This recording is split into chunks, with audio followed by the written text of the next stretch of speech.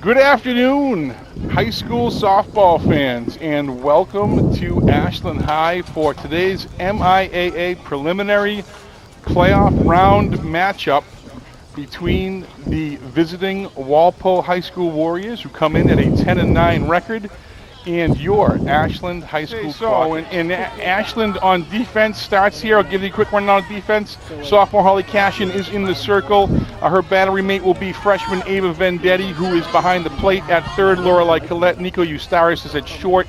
Haley Buterman playing second base. Caroline Caira gets the start today at first base. And the outfield left to right is going to be senior Rebecca Kriesman, senior Quinn Herder, and freshman Maddie Sanders gets the start today in right field. We are underway here as Bella delivers her, as Holly, you're so used to saying Bella. delivers her first pitch to leadoff hitter Hines for Wayland.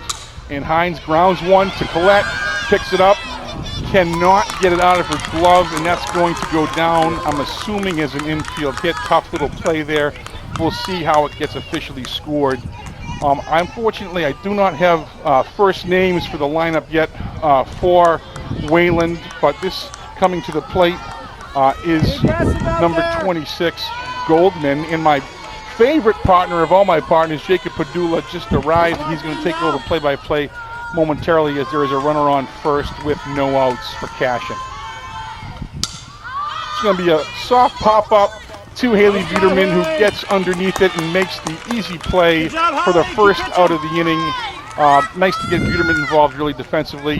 Hopefully the right side of the infielder can take care of business, which brings up probably Wayland's best player, George, Sophia Beckett, who will be in the circle for Wayland today, and she's also one heck of a hitter for the Warriors.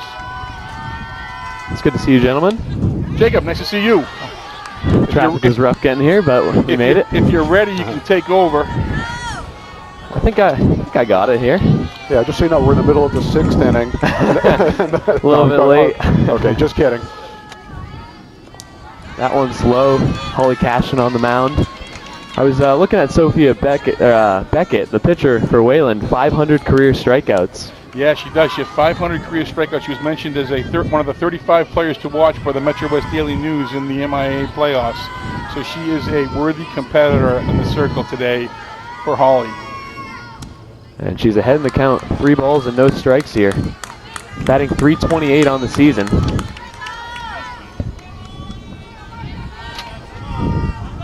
Yeah, Beckett certainly is a kid that can get them going if she can get her bat on the ball. Got to try to get out of this one. That is a strike there on a 3-0 she was taking. Kind of amazing. We had a little bit of a shower before about an hour before the game, and the game just got underway right at the right time as there's a walk. Right as the rain let up, so now it looks like a pretty nice evening. Hopefully we're through the showers. So 2 on here for Wayland, nobody out. 1 out. Oh, sorry, 1 out. Yeah, we did get 1 out on the pop-up to Haley. Now you're all caught up, so yes, you'll be on it, I know. Yes. Here's Kelsey Kaufman. First pitch to her is in there for a strike. She's batting .436 this season for Wayland. 22 runs driven in 18 games played.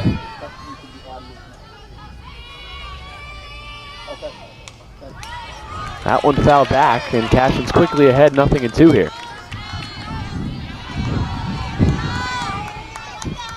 Great to get ahead right here, right? We talked about this. Getting ahead of these hitters is so critical to the success of a pitcher who hasn't thrown a lot of innings. If she can keep the ball in the strike zone, we have a great chance here. Here comes the 0-2. Swing and a miss. She went after one in the dirt, and that is out number 2. Nice little change of speeds for Holly. She fooled her on that one. She got her to chase a pitch in the dirt, and that's a big out now for the Clockers with 2 outs, runners on first and second. A potential jam that they could be in, and hopefully Holly can get them out of this. The outfield was way back there for Kaufman during that at-bat. That's a ball to Aubrey Calabro. Calabro. Calabro. Calabro. You say Calabro, I say Calabro. 237 on the year for the senior.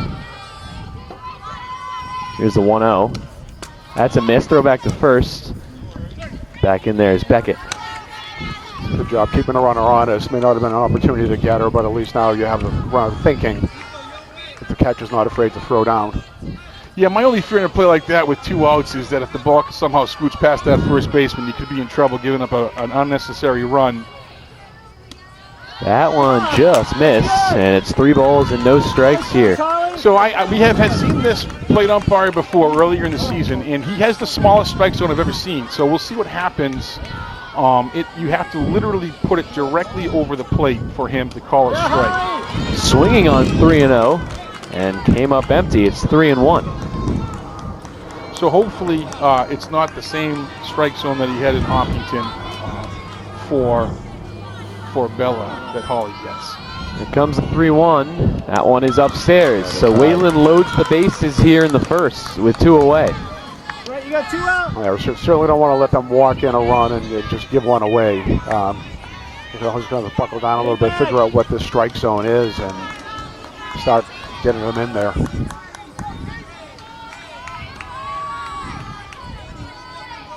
So bases loaded. Nowhere to put her. First pitch is a ball.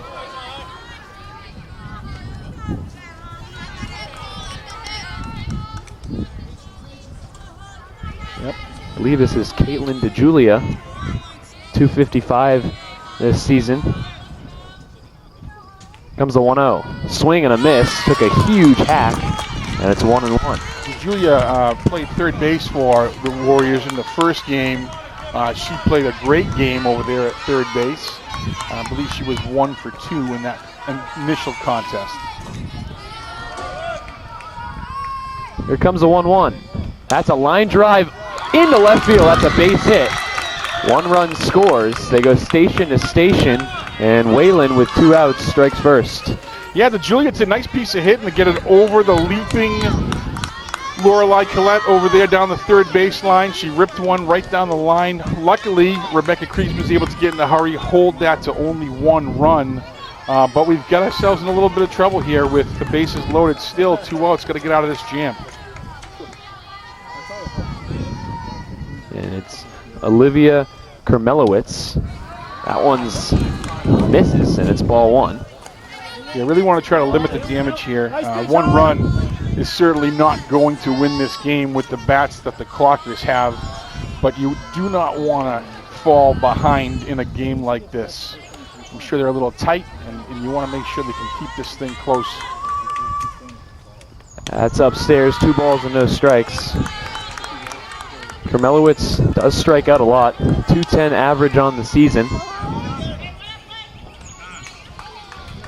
And looks like we're going to have a quick mound visit here. I think it's a smart move right now. Don't you, George, come out, settle her down. She wants to, make sure she works this batter. Maybe he's even saying to her what Jacob just told us.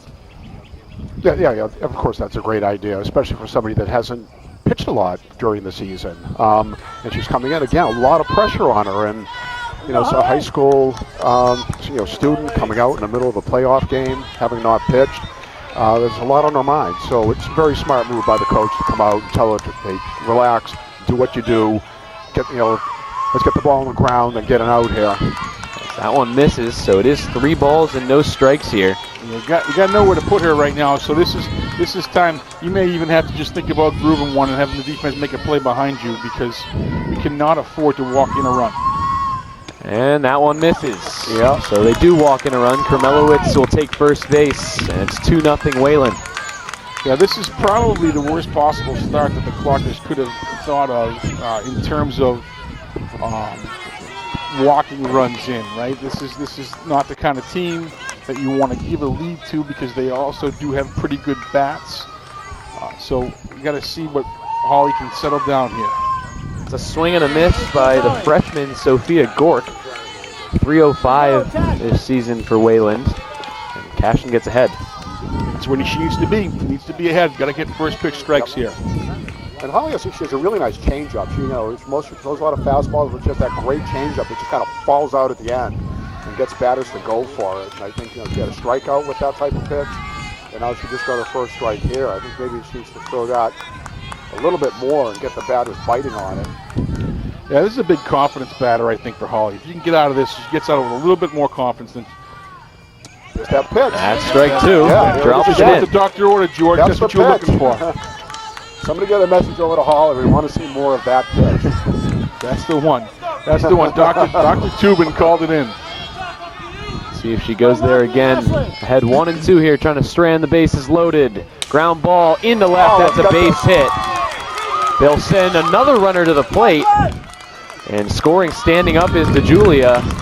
2 more runs come in on a single from Gorka. It's 4-0 Wayland. Yeah, unfortunately that ball was hit hard and Kriesman did not handle it cleanly. I think a clean handle by the left fielder would have stranded that runner at third. Unfortunately, 2 runs do end up coming in on the single. And now the Clockers find themselves in a really tough hole in the top of the first. 4-0, not a place that they have been too often this year. Let's see what kind of resilience they have when they get back to the plate, but they've got to get out of this inning. The only thing they have going for them now is third base is open, so. Oh, was this an intentional walk? Oh no, they're checking the ball out. I think they want a new ball. Okay. This is the senior Vivian Brevard. 346 average on the season from your 9-hole hitter. First pitch is outside. You got to wonder at this point how long they stick with Cashin. You do have Nico Eustaris at shortstop who can come into the game and pitch. Nico does have experience in the circle. That's a good pitch there, and it's 1-1. Yeah, Holly, her fastball has been coming in high. I think if she can just bring it down a little bit and keep mixing it with that changeup, she'll do fine. But just a matter of settling down in there. 1-1, bounces in there, and it's 2 balls and a strike. Good stop there by Eva behind the plate. As I've said this before about this team, the key to this team is their offense. They do need to hit. 4 runs shouldn't be a insurmountable task. That's a ground ball. Diving play. Eustaris flipped to the bag, and she caught her at second. What a play! A huge play by Nico to stop the bleeding. That's what you need when you're down and it's having a hard time. You need your best players to step up and make a play. Nico makes an absolutely great diving stop, gets the runner at second base, stop the bleeding, 4-0. Now it's time to get the bats rolling. Yeah, as you said, certainly not the ideal start to the game to come in at 4-0, but in softball and the way these girls have been playing, it's 4-0 is like maybe 1-0 in a baseball game. So I'm sure they're going to get the bats moving and get this thing tied up. Yeah, we say that, but we are facing a tremendous pitcher in the circle today in Sophia Beckett. In their first matchup against the Clockers, she did something that not too many teams have done. She essentially shut down the top 4 in the lineup for Ashland. They had a couple batters that had really good days. I think Ruby Kazarian had 2 hits and Lorelei Collette had 2 hits in that game. But other than that, not a lot of hits on the day for the Clockers in their 5-4 victory. And as you said, Beckett comes into this game with 500 career strikeouts, and she's on her way to go play for Endicott after she graduates. So we've got a really formidable foe here in the circle. Yeah, so watching her warm up, she has quite the fastball. I mean, it's coming in so hard, the catcher's not even able to hold on to a lot of them. Her last time out against Lynn Classical, she got a win, 7 innings, 4 runs, 5 strikeouts. A 4.32 ERA, but 191 strikeouts. In the Dual County League, they don't post their All-Stars, I believe, till later in the summer, but you'll most likely for sure see her name in there. I would fully anticipate that, but we've got our All-Star up at the plate right now. Leading off is one of the best in the business, Nico Eustaris. Here she goes. 606 average in the regular season. The first pitch is bounced in there. 4 home runs, only struck out 3 times all season. Played every game for the Clockers. Yeah, Nico has been a consistent force at the top of the lineup for Ashland this year. She fouls that one away, and it's a ball and a strike. Key here is getting Nico on early, get some confidence with the rest of the lineup. When they see Nico do well, they tend to follow along. So if we can get her on we think we can get it rolling. That one spiked in there, and it's 2 balls and a strike.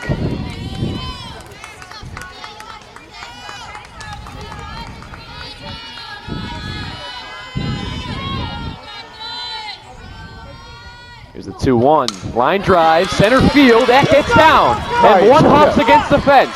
Ustaris is on her way to second. She's getting the wave. Here's the throw, and she is in there at third with a triple. And it's a no-doubt triple. When Nico reaches the fence, there is no doubt about it. She is going for 3. She's one of the fastest kids in the league. I've said several times that the track team must be fawning over her, but they're not going to touch her because she's just such a talented softball player. She was thinking triple all the way there. Wasn't even a doubt. She didn't even look. I mean, she didn't even look over to right field or to the center field to see what was happening. She just charged and went the whole way. And that's exactly the spark they needed right now. Haley, hopefully she can get one of her classic opposite field singles here. As she is hit by the pitch. That one might leave a mark, but she'll walk down to first base. And right now, I do see, I believe, is that Allie Wilson in the bullpen for the Clockers? Yeah, looks like sophomore Allie Wilson is warming up in the bullpen. Allie had a great year this year for the JV team as their primary pitcher. So Allie has been working out with the varsity now that the JV season is over, and she looks pretty good right now, throwing a lot of strikes over there in the bullpen. So we'll see how short the leash is for Holly. Here comes Ava Vendetti. Freshman, a 4.05 average on the season. She shows bunt, pulls it back, and Usaris will come to the plate on a pass ball, and Ashland immediately cuts into the lead. It's 4-1. Yeah, speed kills, right? Nico, get yourself on third after a beautiful triple. Buterman gets hit. She's now in scoring position for our RBI leader in the season, Ava Vendetti. Just like that, four-run leads cut down to 3. With a runner in scoring position and no outs. Yeah, that's the key, right? This team, if they can string some hits together, obviously we only get 1 hit so far, but Ava's the kind of kid that's going to keep it rolling. And then, after her, there's still kids who can really put their bat in the ball in this lineup. And if they can get rolling, we can put a crooked number here up in the first and turn this thing back around.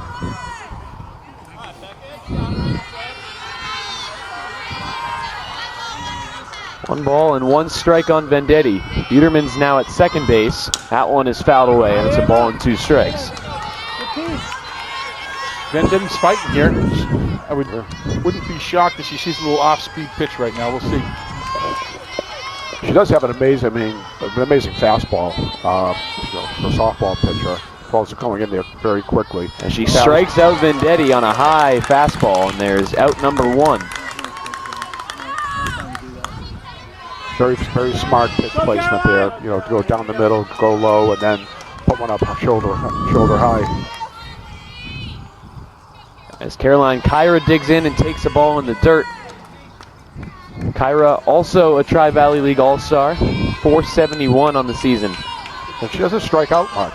Hasn't struck out at all. She hasn't struck out at all. Hasn't struck out at all. I guess that's not much. She does put her bat on the ball. She's ahead 2 balls and no strikes here from Beckett. Pitching quickly, and that one shot foul off the dugout, and it's 2-1. Yeah, she put a little zip on that one. That was a little extra velocity there. It was. If she gets the ball in play, you got the second runner on second base over to third, and then a pass ball or a hit, and you cut the lead down to 2. Yeah, I think a single here scores Buterman. She's got tremendous speed. I think she's got tremendous speed in the base paths. Caroline could put it into the outfield. I would think she's going to be thinking score all the way. Here comes the 2-1. That's a line drive into right field, a base hit. Buterman's getting the wave. The ball bounces around. Caira will dig for second, and she's in there standing up. An RBI double, and the Clockers get another run. It's 4-2. That was a beautiful hit that just sliced right down the first base line and into the out of bounds territory. And it was a long way for the right fielder to go to get to it. And Caroline just kept the motor running and just made it the second clean. Beautiful hit. Really nice hit down the line for her. And look who's up, Jacob. As she fouls it back, Lorelei Collette doesn't need any introduction, but maybe we'll give her one. 393 on the season, 5 home runs. 4 of those happened in the last 2 games of the regular season. We were here for all 4 of them. Yeah, Colette is absolutely on fire. Probably the hottest hitter on the team right now coming into the tournament. She's 10 for her last 12 with 4 home runs, 2 doubles, and 2 triples. She's, my fear for Lorelei is that the layoff might cool her off, but we'll see in her first at bat what she can do. Here's the 1-1. That's a ball low. Got to mention she is the tying run here, so if we get one of her signature home runs, could instantly flip the script here in this first inning. 2-1, a swing and a miss. Took a big hack at that one. She took a real big hack at that high hard fastball. The key here is for not thinking about what she's been doing, right? And just to go out there and look for line drives. Here comes a 2-2. That one's popped out of play. She'll get another one. Fought that one off nice. She got a little off-speed pitch. Lorelei waited, and I don't think she loved it, so she knew it was going to be in there, so she decided to foul it off. Not a bad piece of hitting there by Lorelei to stay alive, looking for her pitch. 2-2 once again. Strike 3. Ball is dropped behind the plate, but it is strike 3 for Beckett, and there's 2 away here. I certainly hope we get that low strike. I don't, that one looked like it was at the knees, probably a strike, but it was definitely a little bit lower than we would have wanted to see. Yeah, it was one of the lower pitches that was been called a strike so far this game, and maybe that is the very bottom of the zone that got called. Ruby Kazadian bats here with 2 away. 1-0 is swung on and missed. 351 during the regular season for Kazadian. Yeah, Ruby's another kid who has a ton of power. If she gets a hold of one, this thing could go. Swing and a miss. And a pitch that disappeared on her, and it's a ball and 2 strikes. It would be a shame if we leave this runner stranded on second base with 2 of our best hitters up. That's a ground ball. Nice play at third base, bobbled by DeJulia. The throw is in time. A nice play to recover and end the first, but the Clockers get 2, and it is 4-2 after 1. Yeah, a productive inning for Ashland, right? Chip away. Can't lose confidence after letting up 4 in the first. They come back and they're able to get a good 2 runs off a couple nice hits. Get a triple by Eustaris, manufacture one on a pass ball, and then Caira hits a double to score another run. And next thing you know, they cut it in half. So I think that they should be playing with confidence right now. What the critical thing for me right now is for Holly to come out and get first pitch strikes. Has to get ahead of the count and limit the free passes, or else this could be another long inning. Yeah, I'm sure Coach had a good conversation with Holly on the bench, talking about the game and expectations and settling her nerves and talking about how to approach this right now. And we did see you said another pitcher warming up in the bullpen over there. So I think that Coach is going to watch what happens here the first couple of batters and do what he has to do to keep Ashland in this game. But coming back and scoring 2 runs in the bottom of the first inning puts a lot of confidence in the Ashland team. Being down 4-0, now just down by 2 runs, which is very little in a softball game. Yeah, like we said, we've got to stay the course here with this team. This team can hit. This team, like I said, 4 runs seems insurmountable for some teams, but it shouldn't seem that way for the Clockers. The Clockers average nearly 10 runs a game, and if they can get those bats rolling and string some hits together, I expect this thing to be high scoring. So let's see if Holly can hold down the fort here in the top of the second. Yeah, that's a team, the Clockers bat 100 points higher than Wayland in the batting average department.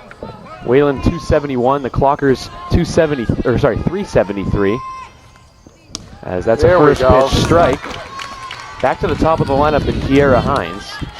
I know, Mike, Coach may have been listening to you talking about first pitch strikes and how important those are in softball and baseball. Absolutely. There's nothing really more important, right, than getting ahead of the count. Now she's ahead and going to. Nice change up there. Came with fastball right down the pipe, go to the change up, get the batter way out ahead of it. The only thing better than being up 0-1 is being up 0-2. Here comes the 0-2, and that one's popped up foul. And now she can play around with the zone. Put a ball on the corners, not give something great to hit. and see if she can get the batter chasing for an out here. It'd be huge to get the leadoff hitter. Here comes the 0-2. That's strike three. That's in there.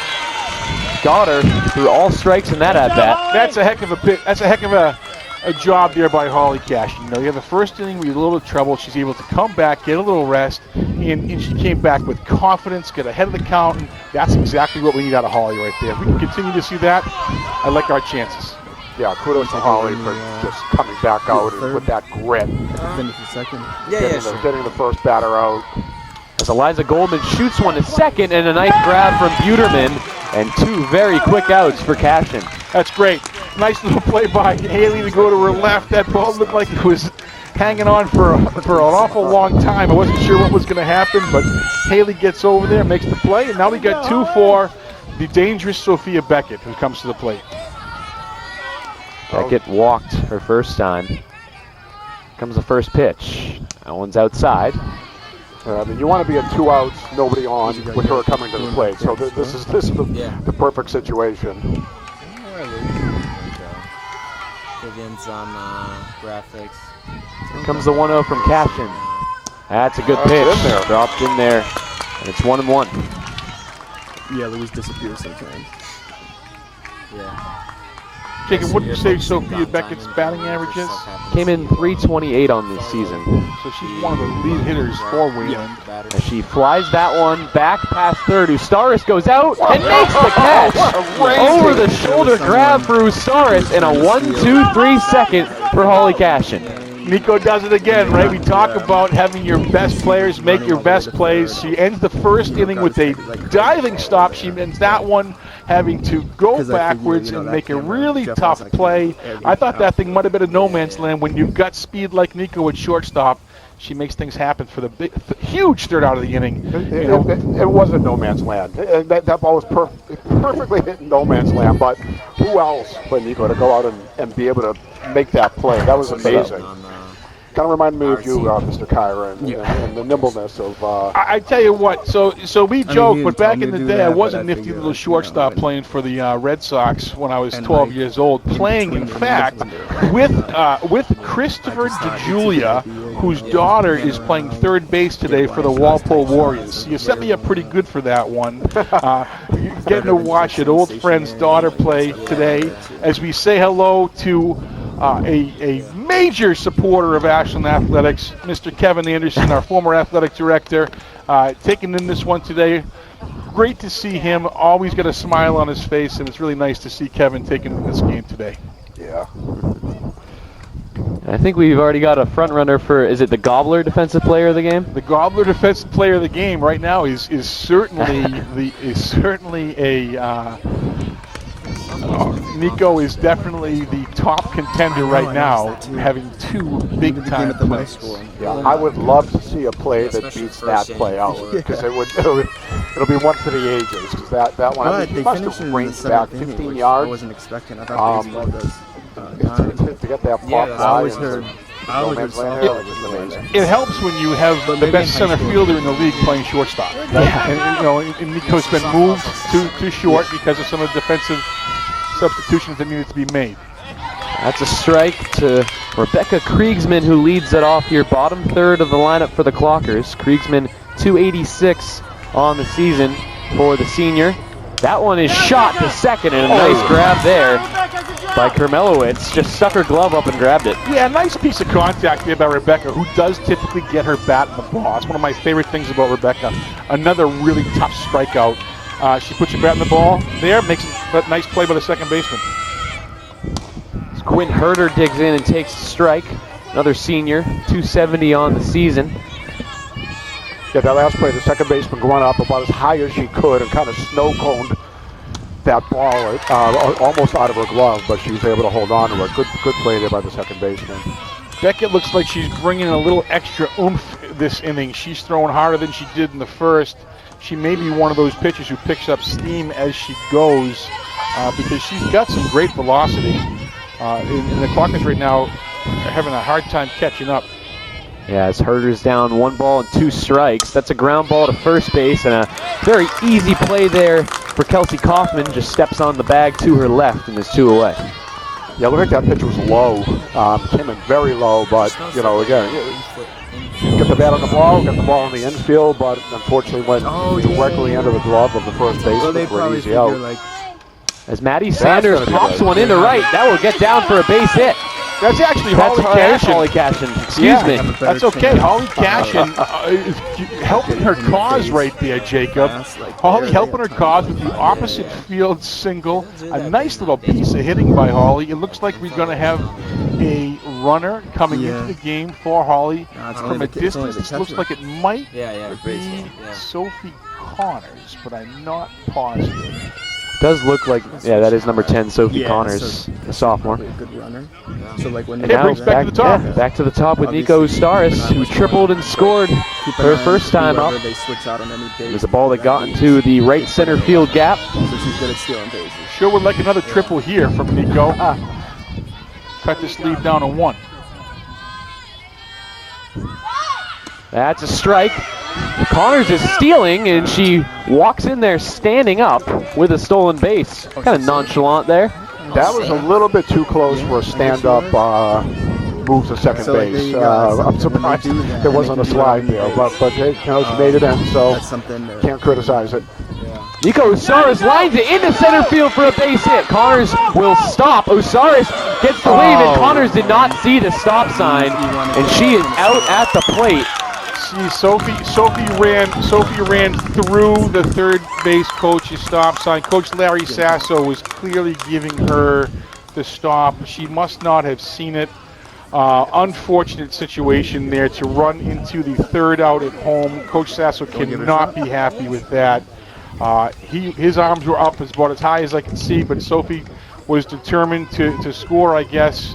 And that wastes Nico's nice hit. We could have had runners on second and third, but nonetheless, got to stay positive here, and the Clockers are going to come out and have to play a little defense. And both pitchers toss a scoreless second inning after we saw 6 total runs in that first. Yeah, that's unfortunate, that play. I mean, there was no chance of, I think, anybody, even if it was Nico, running Yeah, of like making you it to can home. The ball was not hit out far enough, and it was an easy play down to the catcher to get but the it's out. just better for me at least. But, you know, hey, mistakes happen. Like you said, you know, we're only down 2 runs. Yeah. As we enter the third inning here, as Cashin will come back to the mound. Jeff will probably use it.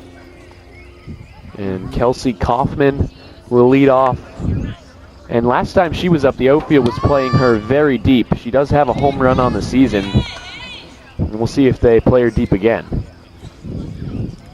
Yeah, I imagine they probably will. Obviously, it's a little bit easier to come in on a ball than to track one from a distance. So we'll see where the outfield is playing Kaufman. She's got a little power, but at least she's up here to lead off. So a big hit will have minimal damage. As they do back up. Let's see if Holly can continue throwing these strikes in there. You know, the first inning, the balls and not being able to get the ball in the zone is what hurt her. Second inning, she came back and was throwing everything into the strike zone. And now we'll see how she does in the third. First pitch is outside to Kaufman. We'll see Kaufman, Calabro, and DeJulia here in the third. Here's the 1-ball, no strike pitch. Ground ball, oh, back to the mound. What a snap there by Cashin. Wow. Just sucked the glove up. And there's out number 1. Yeah, that ball was hit back at her pretty hard. A little defensive play there by Holly. Helps her own cause, makes a nice grab over to first for out number 1. That one could have been dangerous. That was It would have been. Yeah, I would think it was either catch the ball or take a ball to the face mask. Yeah, that's why you wear so the it's mask, coming right? right at her face, yeah. But we get a quick out, which is great. Should have woke Holly up a little bit there, having that ball come at her that hard. Right back with the strike. Swing and a miss there by the 5-hitter. Calabro? Is that his? Calabro. Calabro. Bro. 0 for 1 with a, 0 for 0 with a walk and a run scored as she takes the ball there. Even in the count. Yeah, this feels like a really important inning right now, especially with 3, 4, 5 coming up for the Clockers. If we can get out of this with no damage, maybe string a couple hits together for Vendetti, Caira, Lorelei, Colette, and Ruby, get ourselves the lead. 2-1 is upstairs. And now it's 3 balls and 1 strike. Calabro looking to walk for her second straight time. All right, here's we'll see if Holly can really bear down here and throw a couple of strikes when they're really needed. And she will not. It is ball 4. So a 1-out walk here for Wayland. All right. That is the 4th walk issued by Cashin. All right, no damage here. Here's Caitlin and Julia. It's 1 for 1 with a single. That's a ground ball off of Cashin, and it rolls to third base, and Colette does not have a play anywhere. And we'll see if she's okay. I don't know if that got her in the glove. That looked like it went right off her foot. That thing came back hot. That's 2 in a row that came right back to the pitcher. I'm assuming that this does not count. I would hope this does not count as a coach's visit to the circle. As you know, you only get 2 an inning, or else you have to take your pitcher out. But Coach Pam Curtis comes out to check on her pitcher to make sure she's okay. Holly looks like she's fine to keep going, but that was a real hot shot. It was. That's a couple times this inning that it's happened. So now 2 on here for Wayland with only 1 out. And Olivia Kermelowitz will bat next. An RBI walk her first time up. That one's pop foul. Another really big situation here, right? Runners on first and second, get a runner in scoring position here with only 1 out in what is already a 2-run deficit for the Clockers. Got to make sure we limit the damage here in this inning. I know, and Jeff was adamant. Getting a big out here is absolutely critical. She's ahead here. We've had Nothing in 1. That one's upstairs. Okay, I'll go tell him. Oh, okay, thank you. Looks like Eustaris and Biederman are playing double play depth to see if they can possibly turn 2 up the middle, which would be the ideal situation, but I'll just take a pop-up. Comes the 1-1. That one is a pop-up into center. Herder goes to her left and makes the catch. The runner will hold at second base. Calabro does not test the arm, and there's 2 away. Yeah, that's big out there. Quinn coming, tracking that ball all the way. She had it. Nice, easy play for her in center field. So hopefully we can get out of this without any runs scored with runners on first and second. The freshman Sophia Gork will bat. 1 for 1 with an RBI single her first time up. First pitch is popped up behind the plate, and Vendetti can't get there, and it's 0-1. Yeah, Vendetti gave an honest effort. She wasn't hit. Yeah, that was very out of reach. Jeff's got it, but it's Maybe not working. Tony Pena might have had that. Maybe diving. No balls and 1 strike. Cashin ahead of another hitter here. It's been a trend so far these last couple innings. That was a Quickly, nice nothing in pitch. 2. That was a beautiful pitch. Good pitch there by Holly, getting ahead 0-2 here. He's watching on his Again, phone. get out of this inning with a ton of confidence with our good hitters coming up to plate. Let's see if Holly can make this thing happen. Didn't show anything. No balls, 2 strikes. That one outside. 1 ball, 2 strikes now. All right, she has a couple to give, so now you want to play around with the corners. You want to get the batter to bite at something that looks like a strike, then drops out at the end. And then if that doesn't work, you got to go back and pitch strikes. That one is upstairs, so now 2 balls and 2 strikes here on Gork. Yeah, really important not to lose this batter, especially since you'd like to see the bottom of the order coming up in the 4th. Here comes the 2-2 from Cashin. That's a line drive into right field for a base hit. They're going to send the runner to the plate. Here's the throw. It's not in time. And Calabro scores from second on an RBI single, a second RBI single from Sophia Gork. Nice piece of hitting there by the freshman, right? Freshman Gork puts it to the opposite field. Sanders is able to get it in a hurry, but there's really no chance at that with the runner moving on the hit. Scores the run, and now it is a 5-2 lead for Wayland. Yeah. Looks like they're going to get a pinch runner here because Gork is the catcher. Ashland kind of lucked out there. The runner at second base didn't go to third on that throw to home, and I think she could have made it there, but they held her up and she didn't go, and which is very fortunate for Ashland not to have somebody sitting over there at third base. Yeah, I agree with you, George, because what would typically would happen, right, is she'd be on third, and then we'd have to make the decision of whether or not we're going to try and throw down and get the third out at second base, because it would be an automatic steal with the first and third situation. Right. Was a runner in easy scoring position. So Vivian Brevard will bat 0 for 1, takes a strike. That is Eden Parker, who comes in to run for Gork. All right, Holly's really got to buckle down here and just close this thing out here. First pitch strike certainly helps. Comes the 0-1. That one's low. Good stop by Vendetti, and it's 1-1.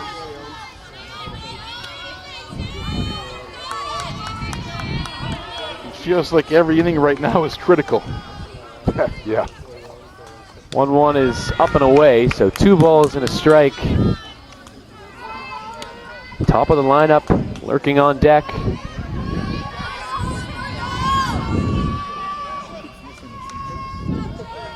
Here comes the 2-1 from Cashin. That one is low, 3-1. Yeah, I think that was like just outside. So it was a nice pitch, a good off-speed pitch, but it just fell a little bit away. Now she's in a full. She already has walked 4 here. 3-1. That's a strike, and the count is full. Go get her, Holly! Looking to get out of it. 3 and 2, 2 outs here. You know the runners are going to be moving on the pitch, so a single is absolutely going to score 1 run. Hopefully doesn't score 2. Here comes the 3-2. Line drive to first, and it's snapped by Beautiful Caira. play. Beautiful, quick play to go to her left side, snag that, and just step on the bag. Caroline just got the team out of that inning beautifully. We got another, but also a great pitch by Holly to put something in there to force that ground ball, count on your fielders to do something with it, and Caroline came through. Just picked that up, stepped in the bag, and out of the inning. I think she actually snagged it in the air, George. Oh, you think? Yeah, that ball was snagged in the air. she almost. So she got the double play. No, it was well, Which wasn't necessary. So we got necessary, 4 yeah. outs that inning. Yeah, she made the catch in the air. A la Andy Moog, it looked like. Yeah. Making that play and saving as a goalie. I don't know much about hockey, so he was the only one I could think of. But yep, great to get out of that inning. Yeah, then she naturally stepped on the bag, which just is like instinctually to step on the bag Just when you got in a runner case. there, Yeah. just in case. And maybe they can take that extra out and carry it over to the next inning. So the bottom of the third, number 2 hitter Haley Buterman, who got hit by a pitch first time up, will bat 2, 3, 4 here for Ashland against Beckett in a 3-run game. The way we've seen this offense perform these last couple games, there's no doubt that 5 runs is well within reach. Absolutely, and you know, obviously they got to just string some hits together right now. This can't be understated how big this inning is, right? You've got is this Haley leading off? Yeah, It is, Yeah, yes. so you got 2, 3, 4 coming up right now. Haley gets on base and they can make some magic happen because she's got speed. That one's upstairs. They got a couple runs in response to the 4 scored by Wayland in the first. They look to respond even stronger here in the third. 1 ball, no strikes. That one's low, 2 balls and no strikes. So it does seem Beckett can be a little bit wild at times with that velocity. We saw her hit Buterman the first pitch she threw it to her. 2-0, Buterman showing bunt and pulls it back and takes a strike, and it's 2-1. Yeah, they do a lot of that. I've noticed the Clockers do a lot of the fake bunting when they get ahead in the count. Double-edged sword, right? Now you lose that pitch. That's a pop-up to first base, and no one's going to get there. Here you go, Haley! Just a little jog there from Kaufman at first base. It did seem like it could have spinning out there. Yeah, first baseman just held up there and stopped running when it seemed like she was had a good beat on it. Yeah, it And Sophia Beckett was in a dead sprint going for it. So full effort by Beckett there, unable to get to the ball. Yeah. Gives Haley another life. Hopefully she can get a little opposite field single. Yeah. 2 balls and 2 strikes here. Gotcha. That's a shot, but it's just foul. That was a little more effort from Kaufman. She tried to make that play, which looked a lot harder.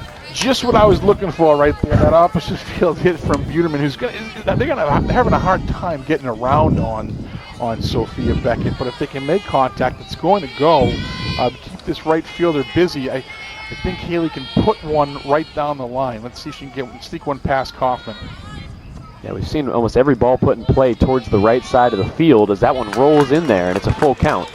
Get it back, Haley. I think as you said earlier, I mean, this team could just, the Ashland team could just start racking up runs. I think the game I announced with you, Mike, it was a very low-scoring game going maybe to the 4th inning or the 5th inning, and Ashland put up 9 runs. So, muddling along, and then just bang, they break out. They have a tendency to have that one big inning a game. I'd love to see it happen right now. 3-2, ground ball to second base. Nice play there from the second baseman, Kermelowitz, and there is one away. Yeah, unfortunately, that ball hit just to the right side of the second baseman. It was kind of an easy play to get that out. It was just unfortunate placement on that hard ground ball. Yeah, hit the ball hard. Just couldn't find the gap. Nice play by the second baseman. So let's see if Ava can get us going. Vendetti struck out her first time as she's late and fouls one away. And we've seen Beckett pitch almost a complete game every single time she comes out. So if you're going to have that big inning, it's going to need to be against her. Yeah, she's a talented pitcher. I mean, anytime you get a kid who goes 500 strikeouts on their career, you know they can bring it. I'm impressed by her velocity. She changes speeds a little bit. She really does a great job in the circle. So hits are going to be tough to come by, but you've got to get this part of the order to get some. Here's the 1-1. That one is low. 2 balls and a strike here on Vendetti. You saw the change of speeds there. Definitely. She does pitch with such high velocity. The batter, you have to get the bat on the ball, just make contact. And the speed of that pitch is going to help you get that ball, either hard ground ball or get the ball out of the infield.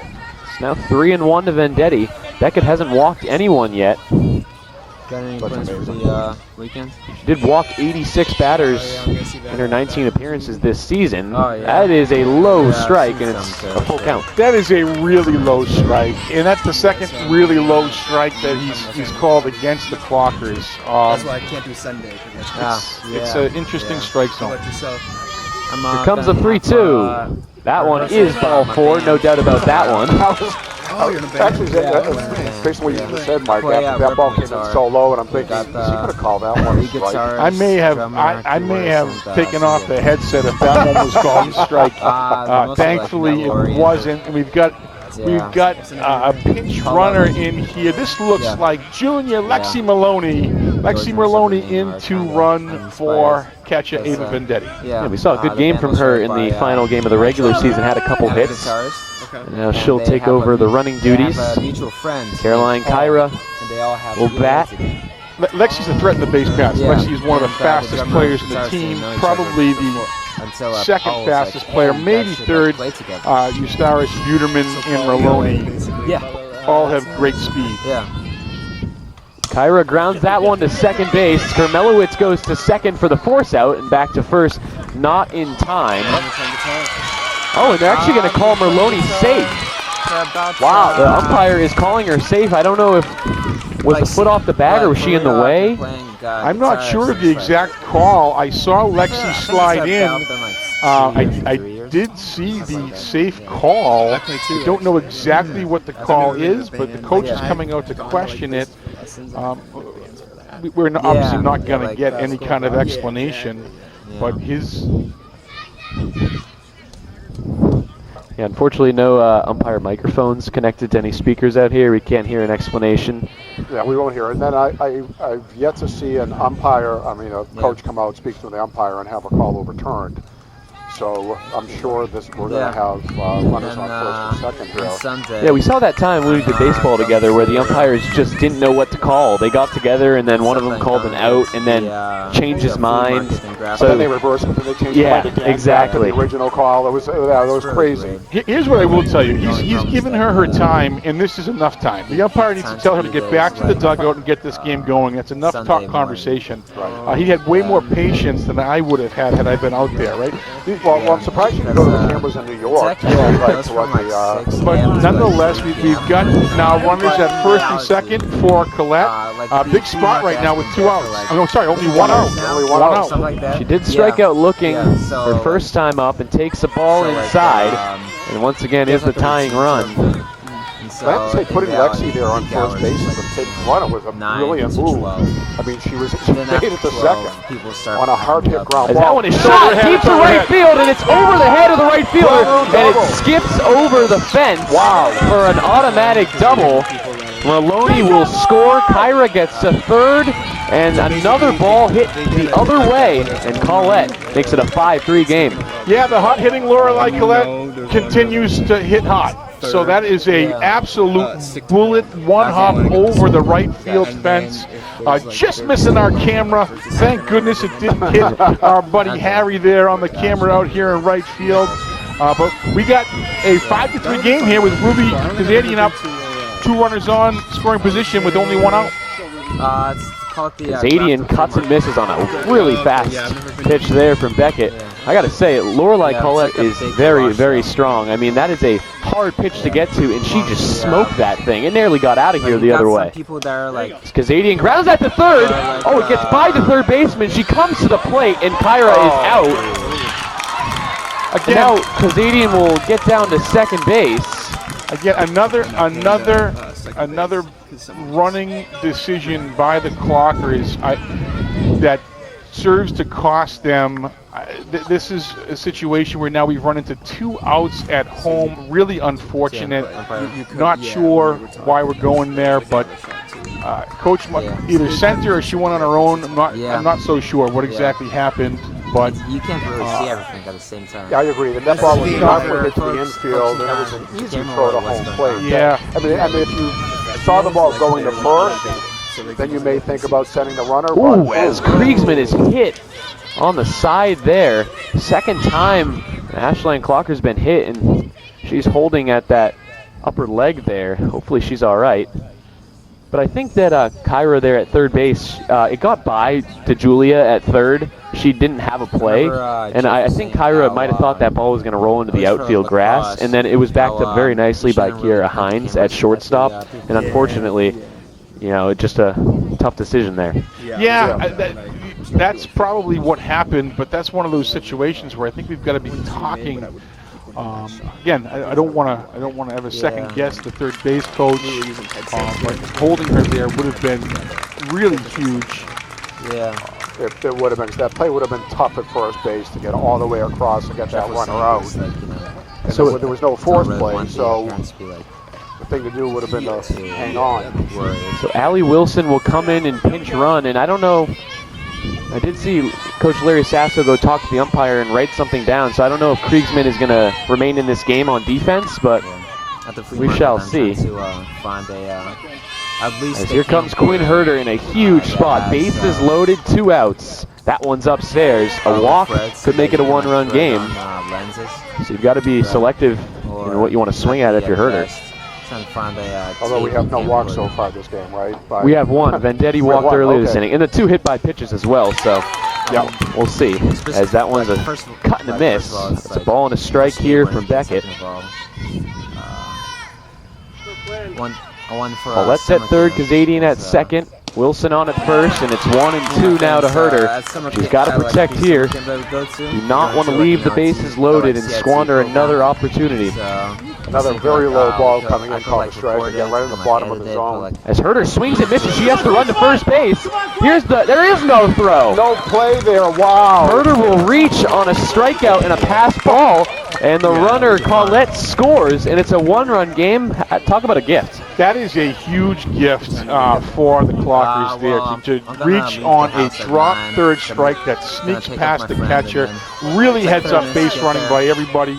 Spend, You know, that's a spend like 2 situation hours. where the catcher, all she had to large. do was go step on home plate, Like, and she especially, would have had like, the if out, you're but she going just through, couldn't like, get to the ball in individual time, places, and looking now through it's only a all this one-run stuff. game, still with the bases loaded I and was, 2 like, outs. I can spend 2 hours. Here is Cashin. It's 2-0. Yeah. Single to right her first time up, But and also it's for me pitcher v. personally, pitcher because, here. And also Ashland has a looking through chance all the to finals. flip this game in their So, favor here. I Bases went loaded, through 2 outs. every single one pretty Nowhere to much put half Cashin. the time. She's showing bunt here So, yeah. and takes a strike. 2 balls and 1 strike. Again, with 2 balls and no strikes, that's what they've been doing. They've been showing bunt. I don't know why you would show a bunt with bases loaded and 2 outs, though. To me, if that makes no sense Yeah. at all. That is a swing and a miss. So now Yeah. it's even Yeah, at 2 balls and 2 strikes. I think Cashin thought she struck out there. She started walking back towards the dugout. She does not have to do that yet. And if you're not going to bunt, they're you're going to pull the open- bat back. You're going to They're get a chance to open take Saturdays getting and a strike. Sundays. It's a good But, stop no there one ever from comes Gort to that. behind the plate. That's a huge stop right there. Yeah. Saves a run. Yeah, they And now everybody's going to be moving. 3 and 2, 2 outs here in the They've been doing the bottom Sunday of the thing for third. past This is a 2 years. huge Only, like, situation in the for the last couple Clockers. years. And the crowd is Roaring. 3-2. It's And fouled so away. everyone is- Good job by Cashin to stay alive and spoil it. Used to the Sunday, so people don't Base come. hit would give the And Clockers their sellers have first to lead rent out today. spots, Is so that Allie Wilson? That's actually That is nice. Allie Wilson. Allie Came Wilson in for came in for Kriesman. Yep. And infield's a little bit of a stepping So, back like, a there's little a bit, a small little bit in. thing I that mean, goes on a on ball Saturday. over their head with 3-2. Yeah. That's a fly ball into center field. And right at Calabro to make the catch. And Strand, the bases loaded, but the Clockers do get a couple. It is 5-4 after 3. Yeah, it's 5-4 after 3. I can't help but be a little bit disappointed with a really bad base running decision there in that inning that cost them the potential for more runs. That's now two runs out at home plate, which certainly cost them. Let's hope that doesn't come back to haunt the Clockers in this one. They are now only down 1 going into the 4th in what has certainly been a tough game. Holly comes back out to the circle to see if she can shut them down, and she's got a tough part of the order coming up. yeah.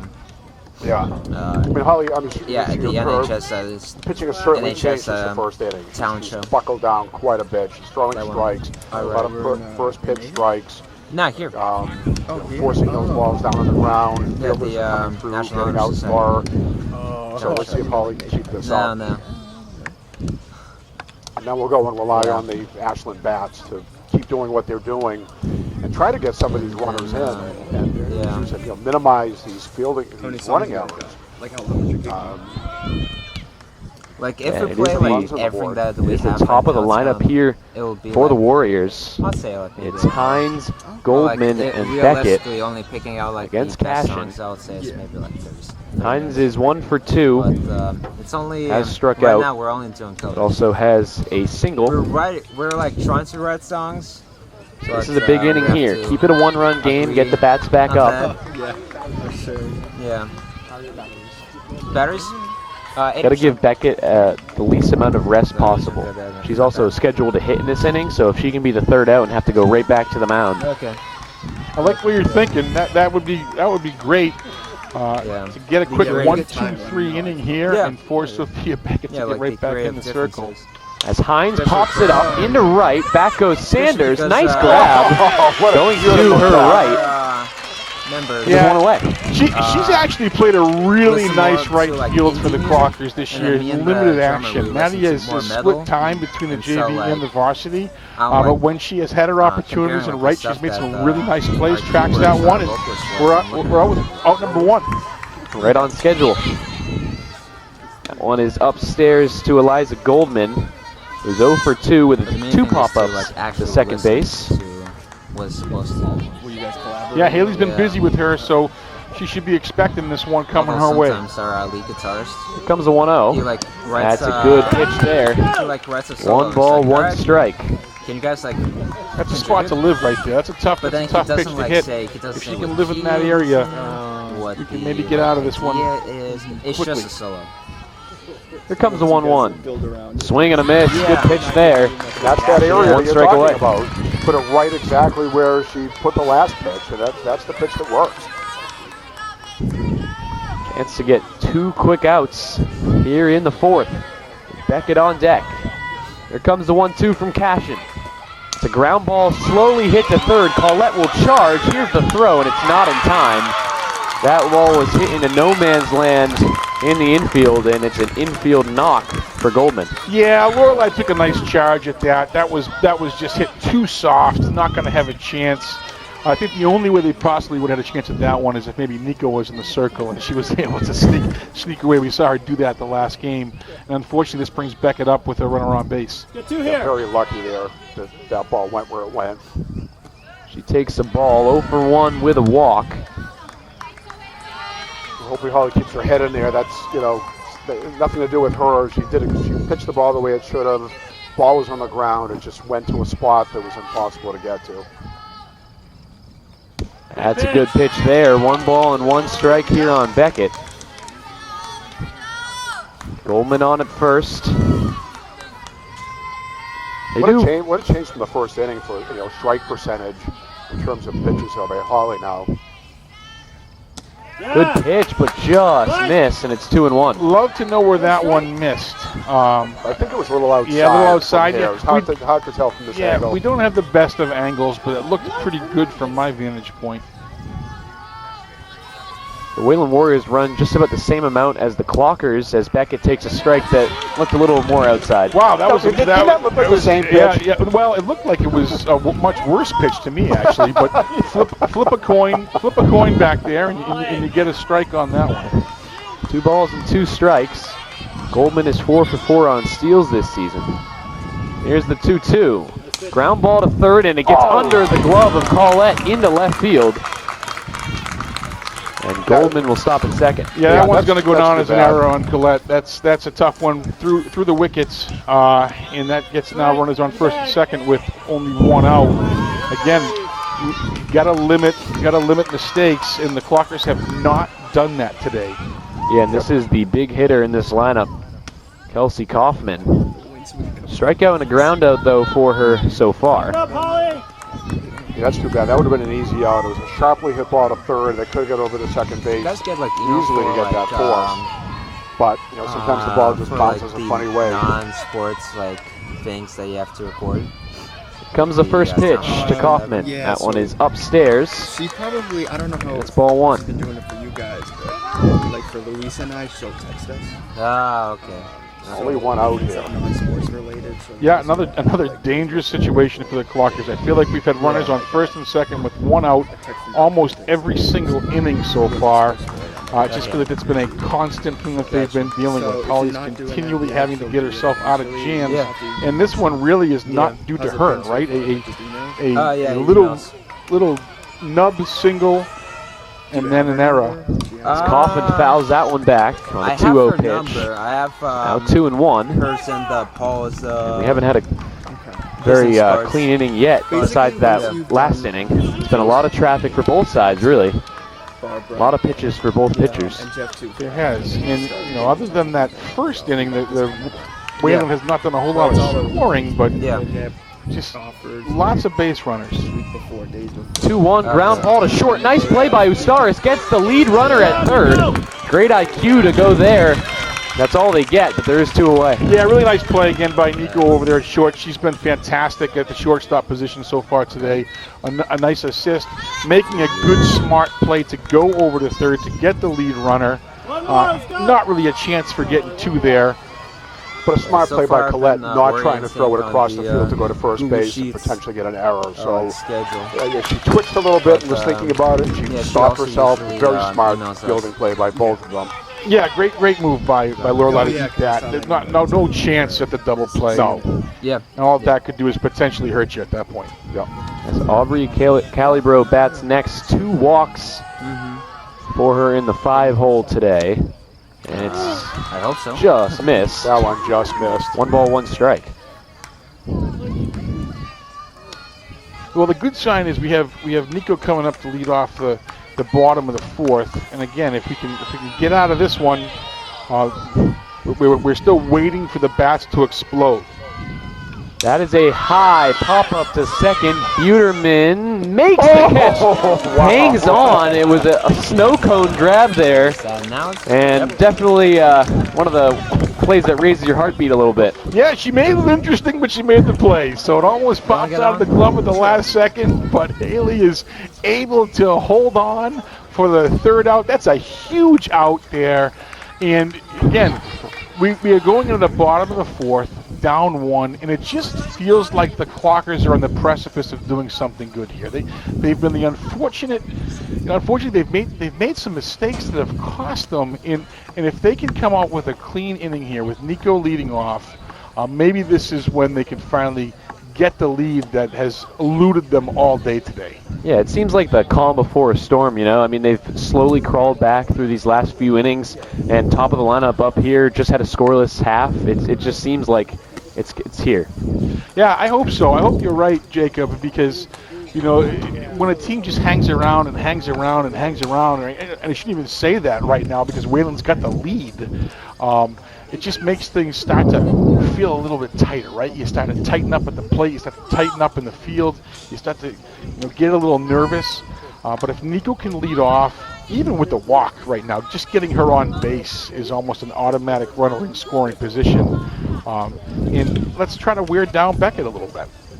Yeah, and try to give a lead to Cash and see what she can do. You know, take a little bit of pressure off her. Obviously, there is pressure. You're playing in a preliminary round to get to the playoffs, but it is definitely a help to get a lead. Yeah, one thing is for sure is these two teams are competitively matched up. I knew this was going to be a really hard draw for Ashland when I found out that they drew Wayland. When I was looking at those teams that were getting in with the under 32 with the 500 record, they were the one that I wanted the least. I did not want to see Wayland. But nonetheless, we draw them, and it's exactly what I expected, a really hard battle today. Yeah, but it is 2-0 here to Usaris. And 3-0. Close pitch. I gotta say, I didn't know much about Wayland when I looked at their MIAA score, and their point differential is very low. So games they've won or lost, they haven't won or lost by a lot. Obviously, with a good pitcher, they're probably mostly low-scoring games, and they probably don't put a lot of runs up, as we're seeing here, except for that first inning. But also, their opponent rating was very low, so they faced some very poor teams, much lower than what Ashland had. So I actually expected, again, knowing nothing about Wayland, I expected Ashland to be able to get some runs on the board, limit the amount of runs that Wayland has. But with a pitcher like this, as Usaris is stealing, that throw is way off. And Nico Usaris steals another base, 19 of 20. You count the regular season. she is so fast. George, the thing is I think that the key in softball, right, is if you have a kid who's around the strike zone and throws the ball hard, you're always in games, right? You are, and that's what Beckett does. She's a really talented pitcher. And I would agree, they have struggled this year. As that's another stolen base. So now that is stolen base number 20 for Usaris, and immediately nobody out, a runner at third base. Yeah, so maybe I manifested that, right? I said get a walk from Nico, and next thing you know, she's over. She's in scoring position. 2 quick stolen bases. Again, base hit right now by Haley has to score a run. I'm sorry, even contact by Haley scores a run. Contact scores a run with Nico. It's 2-1 now to Buterman. Yeah, contact with Nico. Now, Nico is a different runner on third base, right? Nico can take a risk. Nico can go and score on a ground ball to the infield right now. Buterman's 0 for 1, hit by a pitch and a ground out, and now it's 3-1 here. So Beckett on the verge of walking the first 2 batters of the inning. I think Nico could score on a strikeout. Get there before the pitch hits the mitt. Exactly. 3-1. That's a line drive. It's off the glove of the second baseman. Buterman will get to first. Usaris scores, and this game is tied. That's a big piece of hitting there by Haley. She put the bat in the ball, hard contact, makes a tough play for the second baseman. We'll see how that gets scored. They gave it an error. Yeah, I'm not surprised. It did hit her glove, but the ball came off hot. It's a nice piece of hitting there by Haley. And notching the run. she's doing. Here comes Vendetti, who chops that one back to the mound. Beckett will scoop it and only have a play at first. As Buterman gets down to second, that kind of works as like a sacrifice bunt there. Yeah, it works. Obviously, you don't want Ava sacrifice bunting. You want her to hit, get a shot at the ball, but it does. She does a good job, right? So we've got one out runner in scoring position for Caira coming up to the plate, who has put the bat in the ball twice today, one double, and then a fielder's choice. And now you have a runner in scoring position with just one out, which is. Buterman thought about taking third there, but it's ball one. Yeah, we've talked about Haley and her aggressive approach on the base path. Sometimes nerve-wracking to watch. We'll see what she does. Here's the 1-0 to Caira. That's a line drive to right field, sinking down for a base hit. Buterman's getting the wave. No, she will. She will get the wave, and she will score on an RBI single from Caira, and the Clockers have the lead.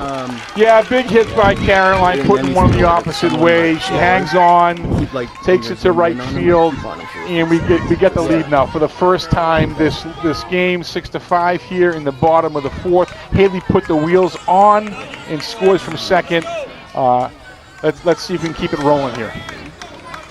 Yeah, it was a beautiful hit that just dropped in like right in front of the right fielder. Collette will pop the first pitch foul down the right field line. The Clockers started down 4-0 and have crawled their way back up to a 6-5 lead here in the fourth. And hopefully can get some more insurance. Yeah, this is big here for Lorelei. Big spot. Yeah. That is high and deep to left, but it's sailing foul.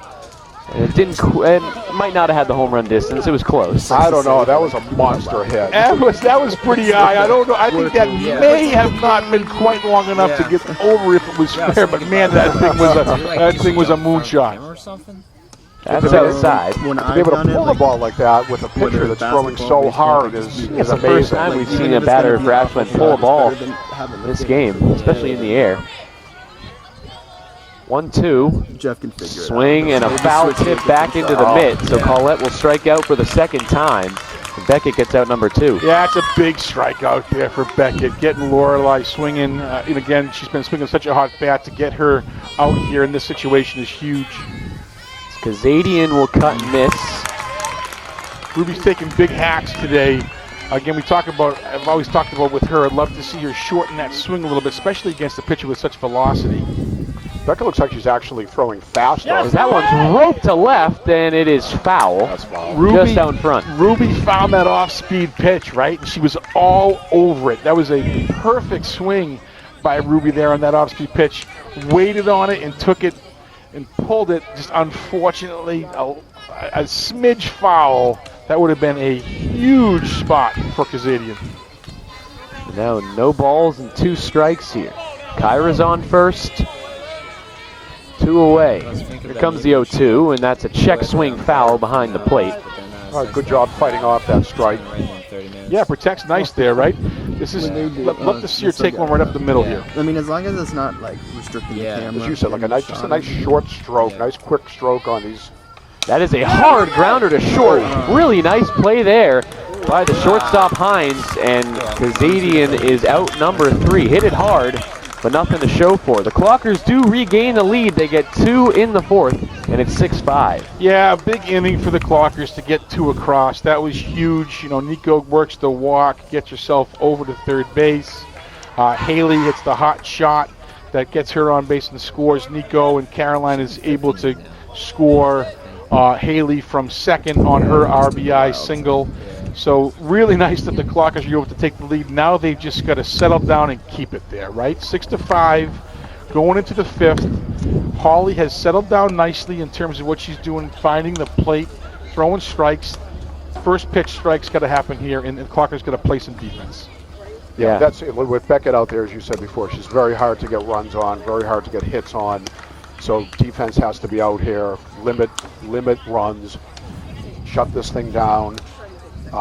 Maintain that lead and hopefully put a couple more runs an inning, or a couple runs going into later part of the game to nail this one.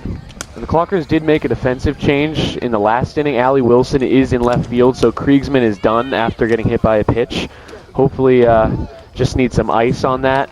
Yeah, I really hope that Rebecca is okay because as much as Rebecca is a great contributor on this softball team, she's got a huge day on Monday as Rebecca is going to be traveling to the Girls State Tournament, MIAA State Tournament Golf Championship. Oh, wow. And she finished at a fourth place in the qualifier for that. She shot a 77 this past week.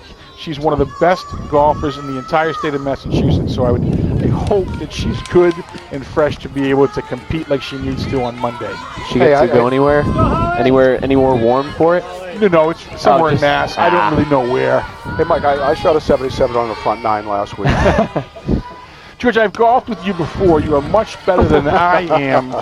But so I know that is not true because I would more be the one that shot the 77 on the front. It's a 1-0 count here to Julia, and she swings and misses. 2 for 2 with 2 singles. She's had a good afternoon, also an RBI. Yeah, she's had a good day in the field as well. She's made a couple of plays that Julia has stepped up today on a big day in the preliminary tournament. That Nice one is change up outside. there. Nice change up, but outside. Yeah, but just I love missed. seeing that change of speed. Yeah, 2 balls and 1 strike as Cashin is pitching with the lead for the first time here this afternoon. Here comes the 2-1.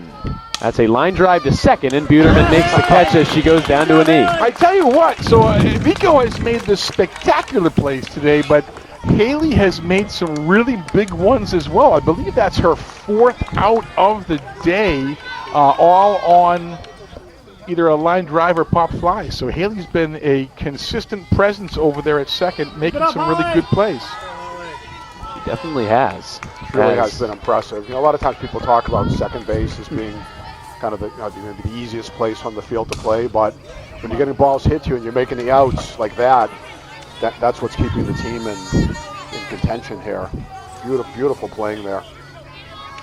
As that was a foul ball from Olivia Kermelowitz, who walked and flied out. 0 for 1 on the afternoon, and Cashin is ahead here. Here comes the 0-1. That's low. 1-1.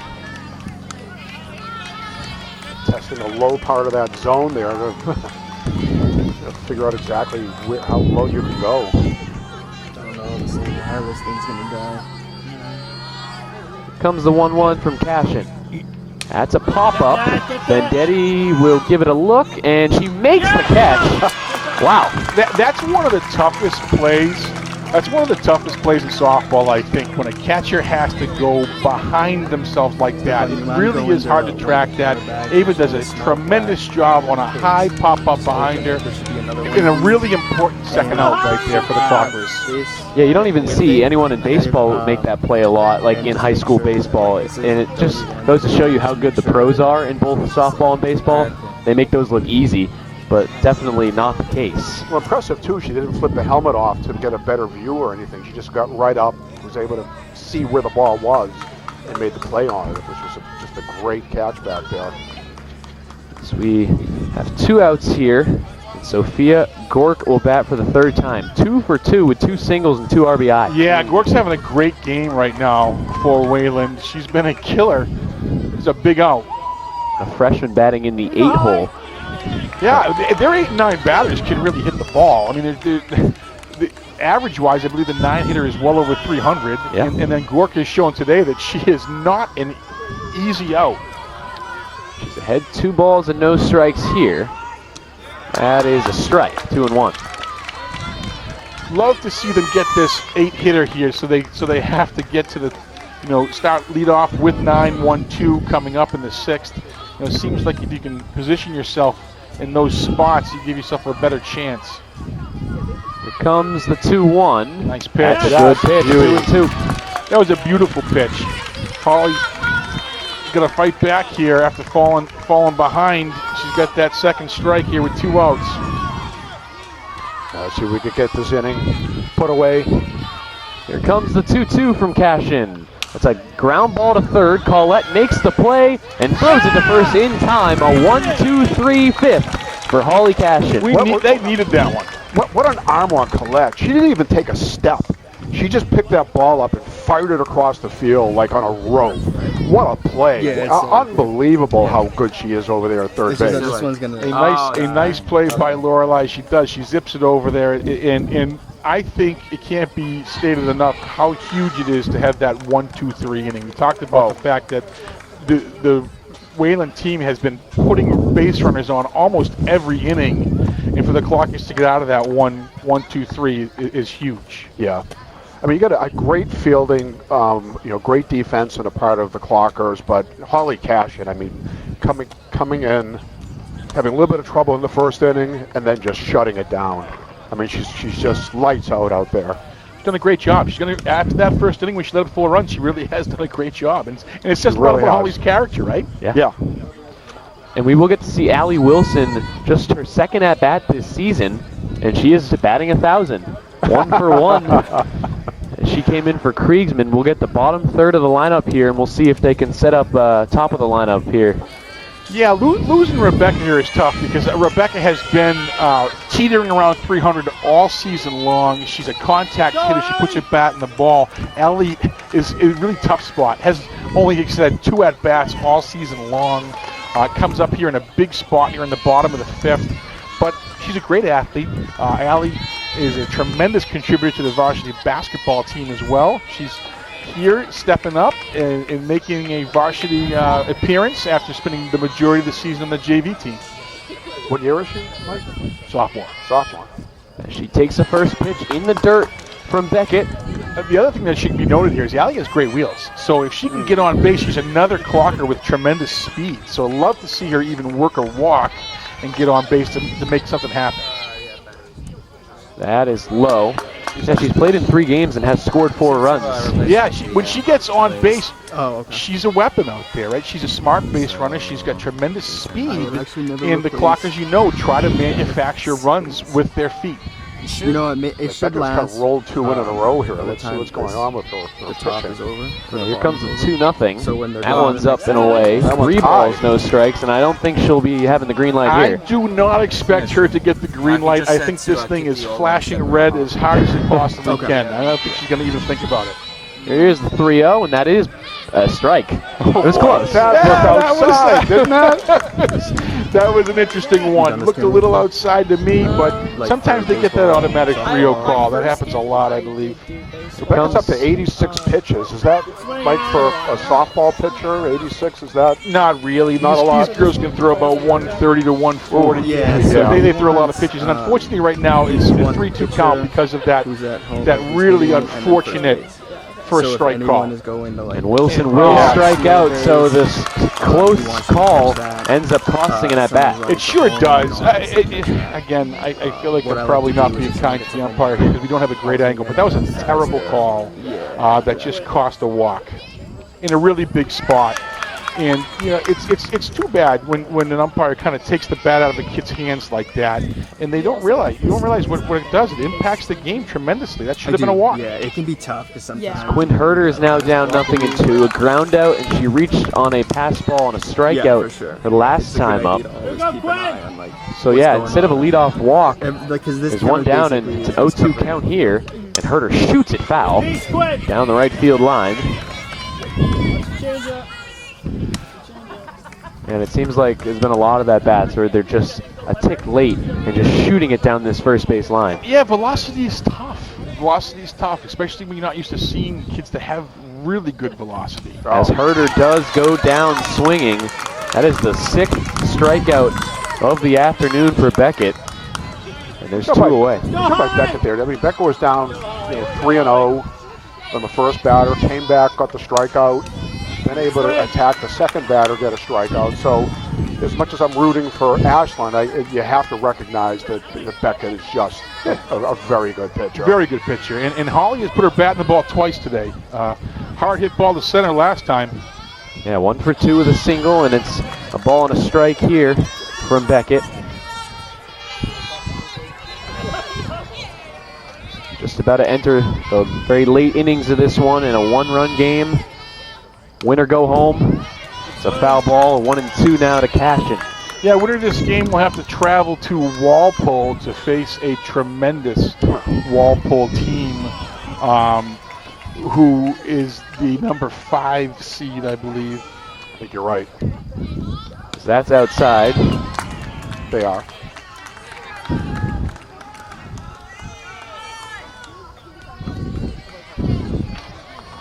Two balls and 2 strikes here on Cashin. And a pop-up back to the mound. Beckett has it and makes the catch. And a 1-2-3 fifth inning, helped out by a close call by home plate umpire, as we go to the 6th, and it's 6-5. Yeah, both pitchers throw 1, 2, 3 innings in that fifth.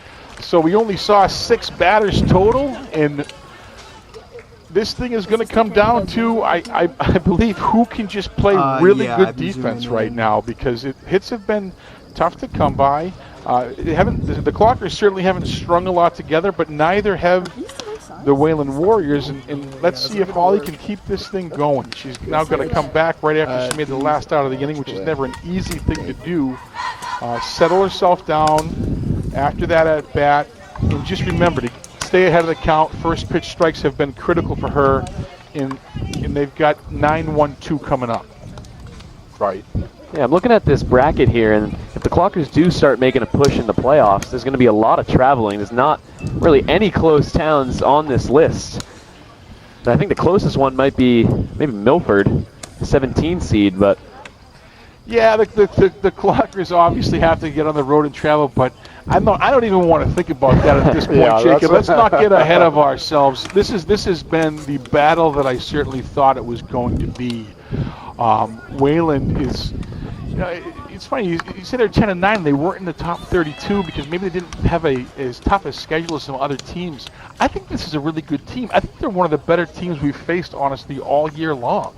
I think they would be competitive in the Tri-Valley League, and I'm impressed. I'm impressed by their pitching. I think that they play pretty good defense. So getting out of this one is not going to be easy. It's not, but it's just I think they rely a lot on the pitching. I think Ashland certainly has a much better hitting team. So if we could limit them from getting any runs, it'll be tough against Beckett. But I think Ashland is the team to be able to get a couple of runs on the board. So I agree that right now it's all about defense. Yeah, got to play with the lead here. We can be able to take the lead in the fourth. Hold on to it in the 5th, and now we got to hold on to it again here in the top of the 6th. Yeah, and looking at the schedule for Wayland, they did have a lot of tough opponents. They played Bedford twice. They had Lynn Classical a couple times. Even they won against Framingham, Acton, Boxborough.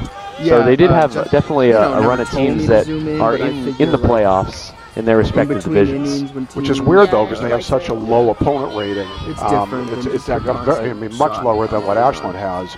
But maybe the other teams that were there, except for the ones you mentioned, are. It's interesting how the whole thing works, because the Clockers also had a fairly low opponent rating as well. But the Clockers had to face 2 of the top teams in the entire state this year. Right. Obviously, Hopkinton and Norton beat them, but. That was a nice catch. You can only play against teams that you're scheduled. Exactly. You're right. What matters most is how you show up on the day that you're playing the game. And I feel like when Wayland has shown up to Ashland, they've made it a battle. Vivian Brevard is nice pitch there by Holly. Cashin comes back from 3-0 to 3-2 here to the leadoff hitter, the number 9. Okay. Love this grip. Here comes the 3-2 pitch. Yeah. That is a foul ball. Put it in there. Right at the strike zone. That's what she needs to do. Other stuff's going on, so. We're at a point in the game now where you certainly can't stop walking batters. You're going to have to force these balls into play, force ground balls, get the outs. I had the hardest. And I'm relying on your team maybe to put another run or 2 up, insurance runs up on the board. 3-2, ground ball to second. Buterman fields it, and the throw is in time. Wow, that one was closer than I wanted it to be. Would have loved to have seen Haley attack that ball a little bit. She let it come to her, and that thing, with speed on the bases, that was way closer than you wanted. But nonetheless, Buterman makes the play at second base over to Caira. We get 1 out, and the top of the order is coming up with nobody on for the Warriors. Yeah, she's been money today at second base. Just gobbling up everything, whether little pop flies, ground balls. Yes, looks like she was maybe thinking that she was so used to the pop flies and the line drive just waiting for him that I believe it's the first time she's gotten a ground ball to her. Yeah, she's got everything today. Yeah. And I'm not sure we did it on purpose, but George said that she's been gobbling them up. So that means that maybe she is a potential candidate for the Marathon Deli Gobbler Sandwich Defensive Player of the Game. Right now, the candidates are absolutely Eustaris and Peterman. Don't have time to zoom in, but you can. Yeah, you might have to share it. We'll see. It's 1-1 here to the leadoff hitter Hines, who swings and misses, and there's two away. I have seen those sandwiches, so although they don't give the girls a free sandwich, we were still working on that. We actually haven't even asked them to, but I imagine Nico and Haley could share a sandwich and be plenty filled up by that gobbler sandwich over at Marathon Deli. Comes the 1-2, just missed. Hopefully that umpire shook his head there. Yeah, a little high. Yeah. That was high. I'll be critical when I'm going to be critical. I'll give him credit where credit's due. That's a good call. That pitch was up. 2 balls and 2 strikes on Hines, who's 1 for 3 with a single, and that one is upstairs. So a full count to back-to-back hitters to start the 6th. Here we go, Holly, right Important here for Holly not to lose this batter. Comes the 3-2. Fouled away. She's got it in there in the strike zone. Good defensive swing there by the batter. Fight that ball off in the top of the zone. And good job by Holly getting that ball in there. It's great to see you looking around. A nice little crowd here for the Clockers, the young ladies playing in this game. Haven't played in the state tournament game since at least. That one is shot out to right and down for a base hit in front of Sanders. Just off the end of the bat there for Hines, and it's a 1-out single here for Wayland in the 6th. Yeah, good placement there. What I was saying is they haven't played in the playoff game since we believe 2011. Unsure if it's potentially even 2009. I mean, this team want to turn around 15-5 this year from 6-13 a year ago and 0-20 2 years ago. But really nice to see a bunch of fans come out and support them. Really important for our community to get behind them. Yeah, and I had to help give some directions to a couple Wayland folks. Didn't know where the field was. They probably thought they were in the wrong place because it is a bit of a walk. It is a bit of a walk. Thankfully, we got Athletic Director Pete Connery that gives people a little bit of a shuttle when needed. But this is a haul to get down here. The past couple graduations. Nothing in 1 here. That's a ground ball. Shortstop. Eustaris goes to second. Gets the out there. Very close play. Wow. But that is the lead runner erased and is 2 away. Yeah, Nico got the ball out of her glove in a hurry to make the flip over to Buterman, who's covering smartly. And again, another smart play by Haley, similar to Lorelei earlier in the game, to eat it and not even try to get the double play. That wasn't going to happen. But this brings up Beckett in another big spot here with 2 outs. And this kid can hit. Right, but good to be 2 outs with only a runner on first rather than having buffed that play up and having. That is shot into center field. Herder makes the catch. Sticks the glove out and takes away extra bases. Big play by the senior captain Quinn Herder in what will undoubtedly be the last home game of her career. We talked about how they're traveling. She steps up and makes a really nice grab there to end the inning, and the Clockers will definitely go into the 7th with the lead, and they've got a chance to build upon that right now as they are up 6-5 in the bottom of the 6th with the top of the order coming up. Yeah, Herder jumped on that ball. I mean, as soon as that ball left the bat, she was moving, and she got right in front of it for that catch. Just a beautiful play there by her in center field. And now you're right. Now the bats. We're counting on the Ashland bats that we've counted on all season to kind of light up here and make something happen. You talked about it, George. If there was ever a time for these bats to come alive and have an absolutely monster inning, this is the one. Yeah, and we'll see the response from Beckett here. She just batted, and a disappointing out. We'll see if that affects her, her mentality. If she's disappointed, and we'll see if the Clockers can take advantage. She just had to take the helmet off and immediately go grab the glove. And she has had a couple walks recently as well. And you wonder sometimes, too, if she's frustrated, if she'll overthrow, which will cause her to be wild. And as we know, a walk to Eustaris is basically a double. Sometimes a triple. Sometimes a triple. And she does have a triple on the afternoon as well. She does. Yeah, the only thing going against Ashland now at this time of day with the cloud cover is that things aren't quite as bright. And the ball is going to be a little bit harder to pick up. Maybe not for kids that are, 16, 17 years old. Certainly for me and you, Mike. Having to hit a ball this fast coming in at you as the lights are dimming down a little bit. That one bounces in there. It's 2-1. Ustaris has a triple, a single, and a walk. Been on base all 3 times she's been at the plate and is ahead here. Becca's well aware, too, as she's pitching, that she's going after somebody that's a great hitter, which is, causing her to... That one is shot foul, and the count is 2-2. Looks like that was off the end of the bat. And that would have been potentially probably a broken bat in the majors. That was a tough one, tough pitch there that got Nico, and she's got to live to see another day. Here comes a 2-2. That's a little blooper into right for a base hit. Ustaris takes the turn. She definitely thought about second, but she will stay and reach base for the 4th time, her 3rd hit. Yeah, really nice piece of hit in opposite field. And if that thing scooted past the right fielder, there was absolutely going to be a double. And because Nico was thinking about it, but a smart decision. You've got the top of the order up here. Peterman's showing bunt early. And she pulls it back and takes a strike. Buterman was hit by a pitch her first time, and she's 0 for 2 since then.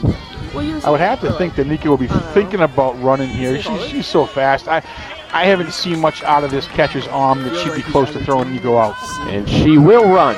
That is a strike, and she is into second base very smoothly. And her 3rd steal today, her 21st of the year. Yeah, there's no chance getting Nico there with that kind of a jump. The shortstop actually cut that ball off well before the bag. I don't think you want to risk and take 3rd here. Nico in scoring position, she's going to score on a single regardless, especially with Vendetti and Caira coming up to the plate with no outs. No sense to run into one at 3rd. Yeah, and Buterman is down 0-2 here. It's the 105th pitch from Beckett. And Buterman tries to lay down a bunt with 2 strikes and fouls it away, and that is strike 3. Yeah, I don't love that. I don't love that decision there. Haley's a pretty good hitter. She can put her bat in the ball, and now we have 1 out trying to bunt it with 2 strikes on us. Unfortunately, that's just hard about it. Yeah, I don't understand the logic there. I mean, she showed bunt and pulled back with no intention of bunting, and the ball was a strike.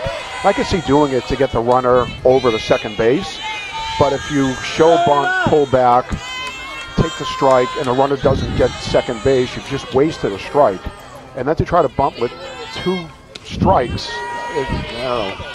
Yeah. This is one of those games where I wish we had a press conference at the end to talk to Coach Sasso. Lots of questions about some things that have happened. But we're up 6-5 with runner in scoring position for Ava. It's 3-0 here to Vendetti. 0 for 2 with a walk so far this afternoon. And we'll see if she is taken all the way here. I assume she will be. That was a great eye there. That ball looked like it was spoke down the middle, and she twitched at it and then held back. But if someone's on shows bunt, pulls it back. Ustaris will go to 3rd. The ball was dropped, and then it gets away. And Ustaris is coming home, and she scores. That's great. Oh, no. And now Vendetti is in a rundown, but she is safe at first base. That was very close on the other end of that play. But a run does score, as, like we said, Ustaris generates a run by herself. She certainly does. Ustaris gets herself over to 3rd in the stolen base, is able to take advantage of the ball getting past the 3rd baseman and scores the run. Not sure what the umpires here are discussing, but there's definitely a conversation that's happening. The Wayland coach is out at the foul line. I wish we knew what they were talking about. I didn't see anything strange happen. I don't know if they're looking to call some kind of interference. Well, Vendetti was certainly safe back at first base. The runner is out. So I don't know if... So they're going to call Ustaris out at the plate. Yeah, I was listening. Coach Sasso is going to go plead his case. I wish we could understand why they called her out, what she could have possibly done. Did she run out of the baseline? I see him pointing at the foul line there. That makes no sense. I mean, if she's, yeah. I tell you what, I think he's been terrible today behind the plate, and this is a huge call. Yeah, late in a game, too. And again, this is a situation where an umpire is taking up. I probably shouldn't say anything. I don't know what the call is, but I did not see Nico do anything that looked even remotely close to being able to call her out. I wish we had an opportunity to take a look at a replay, but just the inconsistency back there with balls and strikes, and now making this kind of a call in a critical situation for the Clockers to take a run away from them. Coach Sasso, you can read it, the body language of Coach Sasso. I haven't seen him this animated all year. He certainly looks very angry. I don't got to want watch him himself here. You do not want to get tossed. Mistake. Yeah. Well, it should be. I mean, the three of us were watching this very closely, and none of us saw anything that may indicate that was an out. She's back at the plate? Is that what they're saying? Was that you do or you don't? I mean, if they could question anything, it may have been the out at first base, just because the has to go back up? Because the umpires didn't have an angle on it. So Ava walked. Didn't Ava? I'm now confused. I'm losing my mind here. So what exactly? Ava walked. Ava walked on 4 pitches.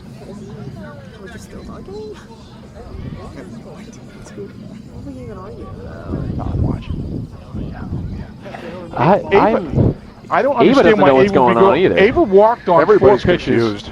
I mean, we could have just let this run score and called it a day. It was a 3-0 count. Ava walked on the 4th pitch. Eustaris tried to steal 3rd. Maybe he called a strike? That was ball 4. That was clearly ball 4. The fans are screaming ball 4. It was ball 4. Did the umpire lose track of the count? The umpire, it was ball 4. It was absolutely ball 4. This would be an atrocious call if they blow this one. What an awful call this would be if they sent her back. Yeah, this is unbelievable. Unbelievable if they say that wasn't a walk. It was 4 straight balls by Beckett to Vendetti on ball 4. Nico took off the steal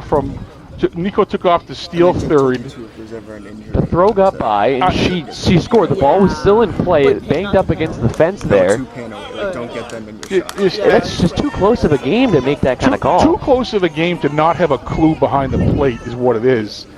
And you know, you got to get the best of the best doing these playoff games, and apparently they just didn't do that today. I can't wait for the explanation of this after the game. Yeah, I want to. We can't even comprehend what might have happened. But to lose the count in a preliminary playoff game in a pivotal 6th inning is completely unacceptable by an umpire to not know. And then I have no idea why they called Eustaris out. But now we've got.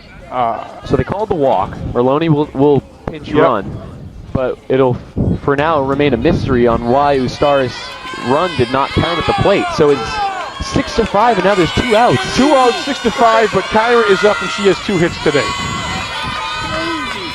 The fans were angry, the coaches, the players, all dissatisfied. That one is a ball to Caira. There seems to be like a new energy here from the Ashland bench. There should be a new energy. Let's see if Caroline can energize them even more with the base hit. I'll point something else out too. The field umpire was playing down first base. I was confused as where he should be, and he actually had to run out to the position between first and second base as the play was happening because he wasn't in the right place. I don't understand what's happening with these umpires. High school umpires never cease to amaze you. That one's lined into right field for a base hit. Lexi's going to get the 3rd. Merloni will take the turn and head for 3rd. The throw is cut off, and she is in there. Caira's having a game today. What do you think, Mr. Caira? You know, I'm proud of this kid. It's her 3rd hit of the day. Again, it's great to see 3 opposite field hits for Caroline today, and that's a big spot because now it does bring Lorelei back up with a runner on 3rd base and 2 outs. It looks like Sasso is going to pinch run for Caira, which I think is a tremendous move to bring some speed on the base path. So as we know, Caroline does not have the best wheels. You're bringing in Taylor Koch right now to run for her because she can re-enter, right? So you have a re-entry rule. Yep. This does not take Caroline out of the game. I love this move by Sasso, bringing in senior Taylor Koch after Caroline does her job. Now you've got speed on the base pass on first. We're thinking about a steal here to get runners in scoring position for Lorelei. And what a spot for her here. She's been up pretty much every time with runners in scoring position. Has struck out twice, but did have a rope double. That one is lined to first, and it's foul. It's a foul ball. It was dropped by Kaufman, but it is foul. Very lucky there. I'm just thankful he got that one right, because she did touch that ball in foul territory, which kept the ball foul. I was wondering what he was going to do, but we did get that one right. So kudos to the Blue for making the right call. Ashland really needs a base hit right here with that runner at third and that atrocious call to stop Nico from scoring. I mean, a base hit here is critical. I'd love to see Taylor try to take second to see if she can draw and throw and manufacture a run from third. That's a ground ball to second base. Play is made by the second baseman, Kermelowitz, to end the 6th inning. A wild call takes a Clockers run off the board, but they are 3 outs away from securing a trip to the round of 32. Yeah, not only does it take a run off the board, but it results in a mystery out. Do you have any theory at all, like what that? I mean, because she can't leave the base early because it was a walk, so it wasn't like. I legitimately have no idea. I feel like I've watched a lot of softball and do know the game fairly well. I can't even begin to fathom what happened. I'm checking my text messages just to see if maybe my father is telling me what he saw happen, because he's watching and he knows the game just about as well as anybody I know. Love to find out what happened with Vince Domestico. Maybe he can tell us. But steal home. Or same with the fans are trying to argue with us. It was 3 outs. I'm not going to lie to you guys. 3 outs in that inning. Although they were unfortunate ones. Right? Yeah, right. But hey, we're up 6-5. It is the 7th inning. Let's look on the bright side. Holly Cashin has pitched a heck of a game after letting up 4 runs in the first. And now all the Clockers have to do is get 3 outs, and they're moving on to the round of 32 to head down to Walpole. And they've got to face the biggest hitter in this lineup. 4, 5, and 6 coming up. Tough spot for Holly to be in. She's got to throw first pitch strikes, and let's see if we can get out of this thing with no harm here in the top of the 7th to continue this great season, this magical season so far for the Clockers. It's been a fun one. It has. Let's see what we can do. Yeah, the most important half inning so far of the Clocker season is happening right here. Need to be perfect everywhere. Kaufman is 0 for 3, and it's a ground ball into left on the first pitch of the inning. Not exactly what you want to start it off. The tying run is aboard here for Wayland. Yeah, a really good piece of hitting by Kaufman. She laced that one past the outreach glove of Ustaris, who couldn't quite get there. It's a definite base hit. They hold her to 1, and every at-bat right now is absolutely enormous. Calibro will bat. Runner bluffed there. Vendetti will look her back. No one was watching the live 2 walks and a pop out for Calibro. The field one. The Ashland fans are on edge. I had to choose between ball or runner, which I really wanted 1-0. Here's a strike. Good pitch from Cashin. 1 ball, 1 strike. For my first, I mean, that's her go-to. I mean, she's been nailing with that pitch. If she could just dial that in. He also gave me a lot of filming time. Comes the 1-1 pitch. That is outside. It's nice for us. Vendetti's taking a look over there at Kaufman, who's trying to bait her a little bit. Got to be careful in these situations. The last thing you want to do is have an unforced error that puts a runner in scoring position. No risks need to be taken. 2-1. Yeah, Holly! Just missed. Where did it miss? I missed a little low, I think. I think it was a little bit low, maybe even in. I got to be, I said, I'll be critical and I'll also be kind when I think he made the right call. 3-1. Line drive, right field. Sanders back, and it's over her head. Gets all the way to the fence. Sanders has trouble picking it up. Kaufman's getting the wave into third base. Stopping there is Calibro. It's an RBI triple and a tie game. And that's where that run that you didn't get in the bottom of the 6th inning comes back to bite you.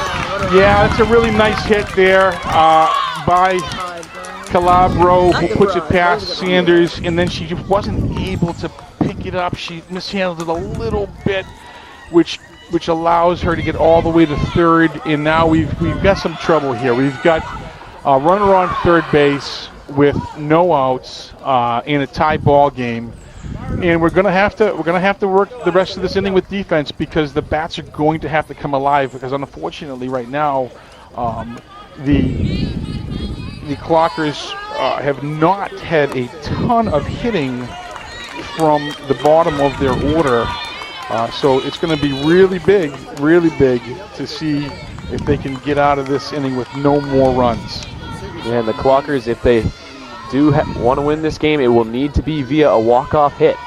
As that's a line drive, snapped there by Ustaris. Looked back the runner and made the throw. What a play there. Yeah, good one. I think Nico thought she might have caught it, but she one-hopped it and makes a nice play, gets it over to Caira for the first out of the inning, and they're able to hold the runner at third base. She's not able to advance on that. That is huge. It is huge, and we've got one out with the runner on third base in a tie game. We just need 2 more plays exactly like that. Yeah. Olivia Kermelowitz bats, lines it into left field, and it drops in front of Wilson for a base hit. Runner will score, and Wayland regains the lead in the 7th. It's 7-6. That go-ahead run there is really tough by Wayland. They go ahead now 7-6 here in the top of the 6th with only 1 out and the runner on first, putting the pressure certainly on Holly and Ashland. Now you have to face Sophia Gork, who's 2 for 3. Smokes that one to short. What a play by Ustaris. They get one. Throw to first is high. Caira will go to chase it. And staying at first base is Gork. A wise decision there. But we said Buterman had a couple smart plays earlier, knowing not to throw it. That one, she probably could have kept in the pocket. Yeah, probably could have held on. I think she got a little anxious trying to make it over. Ultimately, no harm is done as Caira is able to get off the bag and grab it in time.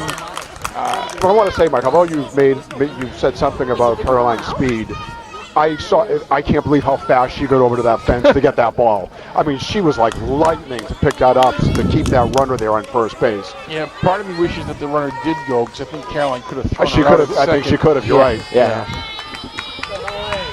Here comes the number 9 hitter, Vivian Brevard. Takes one upstairs. Eden Parker came in to pinch run for Gork at first base with 2 outs here. So Cashin's job now to keep it a 1-run game. Here comes the 1-0. Upstairs, 2 balls and no strikes. Brevard, 2 ground outs and a line out. 0 for 3 in the 9 hole. That one gets by the catcher, Vendetti, and into second base goes Parker. And now a 3-0 count here to Brevard. Was that the first pass ball we've seen? I think on the part of Ashland. So we talked about this. I am a catcher's dad, and I'm always going to make that call. That was a wild pitch. So when it bounces to me, I'm not going to make that pass ball on air. Okay. But yeah, it was our first one of the day. It has been a glove back there today. Yeah, he's done a great job back there. Cashin throws strike 1 to Brevard, trying to work back here. 3 balls, 1 strike. Runner in scoring position, 2 away. Here comes. That's a good fastball, and it's a full count. So from 3-0 to 3-2, we're going to leave a runner on, keep it a 1-run game. I tell you what, the Clockers have to get out of this right now, and then let's go and get the bats going. That's a pop-up to first. Caira makes the catch, and that was on the transfer. That was absolutely on the transfer. That was on the transfer, and she went to go tag the bag, but it was foul anyways. On the transfer. She made the catch. She made the catch. I don't know what the Walpole coach or Wayland coach is doing here, complaining. That was certainly on the transfer. That was definitely on the transfer. No doubt about it. She makes the catch. They got that one right. So here we go. The Clockers have 3 outs to get at least 1 run to keep this game going and keep their round of 32 hopes alive. Well, They sure do. That one was a little bit scary because you never want to put anything in the hands of the umpire because he certainly has blown a bunch today. I would have liked to have seen him squeeze that a little bit longer, but I do think ultimately he got the right call. I think that was on the transfer. Now this brings up Ruby Kazadian in a gigantic spot for the junior. Looking for her first hit of the day. And she's a kid who has the ability to change this entire game with one swing of the bat. I just don't want her up there thinking about that. Yeah. Yeah. It's best that you don't in a situation like this. Just do what you can, you know? Know that you have players coming up behind you. Get on base. Doesn't matter if you get a hit. If you can walk, you know, reach on a hit by pitch or anything like that. Just get on base and let this inning unravel. I mean, it's easy to say, but in reality, you're in the playoff game, you're down a run, you have 3 outs to go, and yeah, the coach is going to have to talk to these girls and get them relaxed and get them in their game because this is like the highest pressure situation you could be in here. Yeah. I hate to see. I'm gonna stay positive here because I think we can do this. I think Ruby is gonna get us going here with the big hit here in the bottom of the 7th. This is the same situation they were in last time when they came back and they beat Wayland. Where they had to do it in the bottom of the 7th with some big hits by the bottom half of the order. And Kazadian by no nature is a bottom half order hitter. No. On any team, she's probably hitting 3, 4, and 5, and she's here for us with 6. Takes a first pitch ball. Hit the ball hard a couple of times, but nothing to show for. 3 ground outs on the afternoon as we begin the bottom of the 7th. 1 ball, no strikes. 2-0. Can't help right now but think about some really unfortunate things that have happened for the Clockers, right?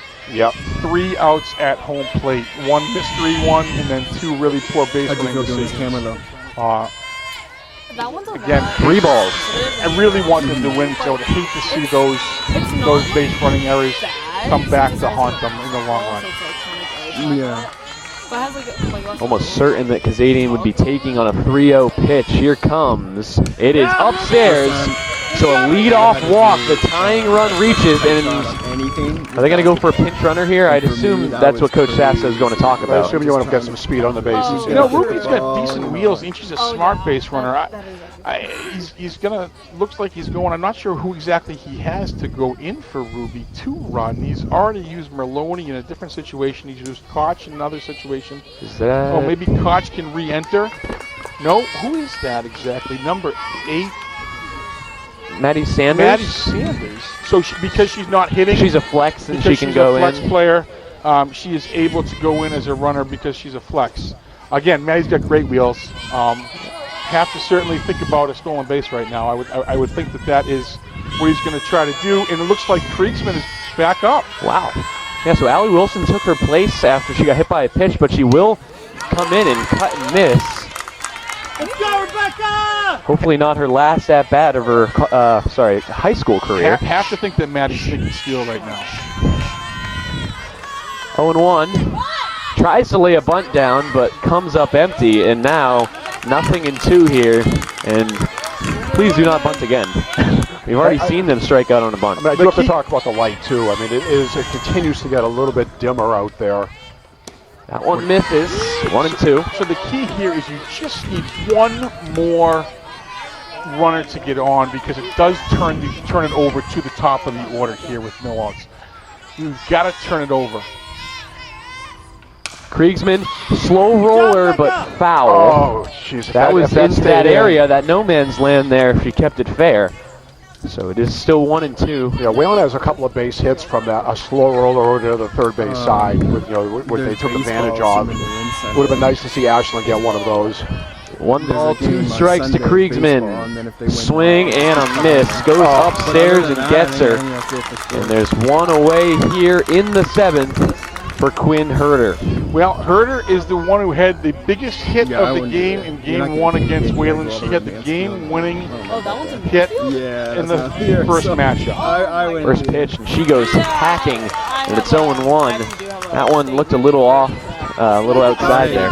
Yeah, I think Quinn was a little over aggressive there, but obviously she's thinking base I'm hit. not able to go either, but like, Here comes the 0-1. even if I could. That's a ball. Good stop behind the plate by Gork, a freshman.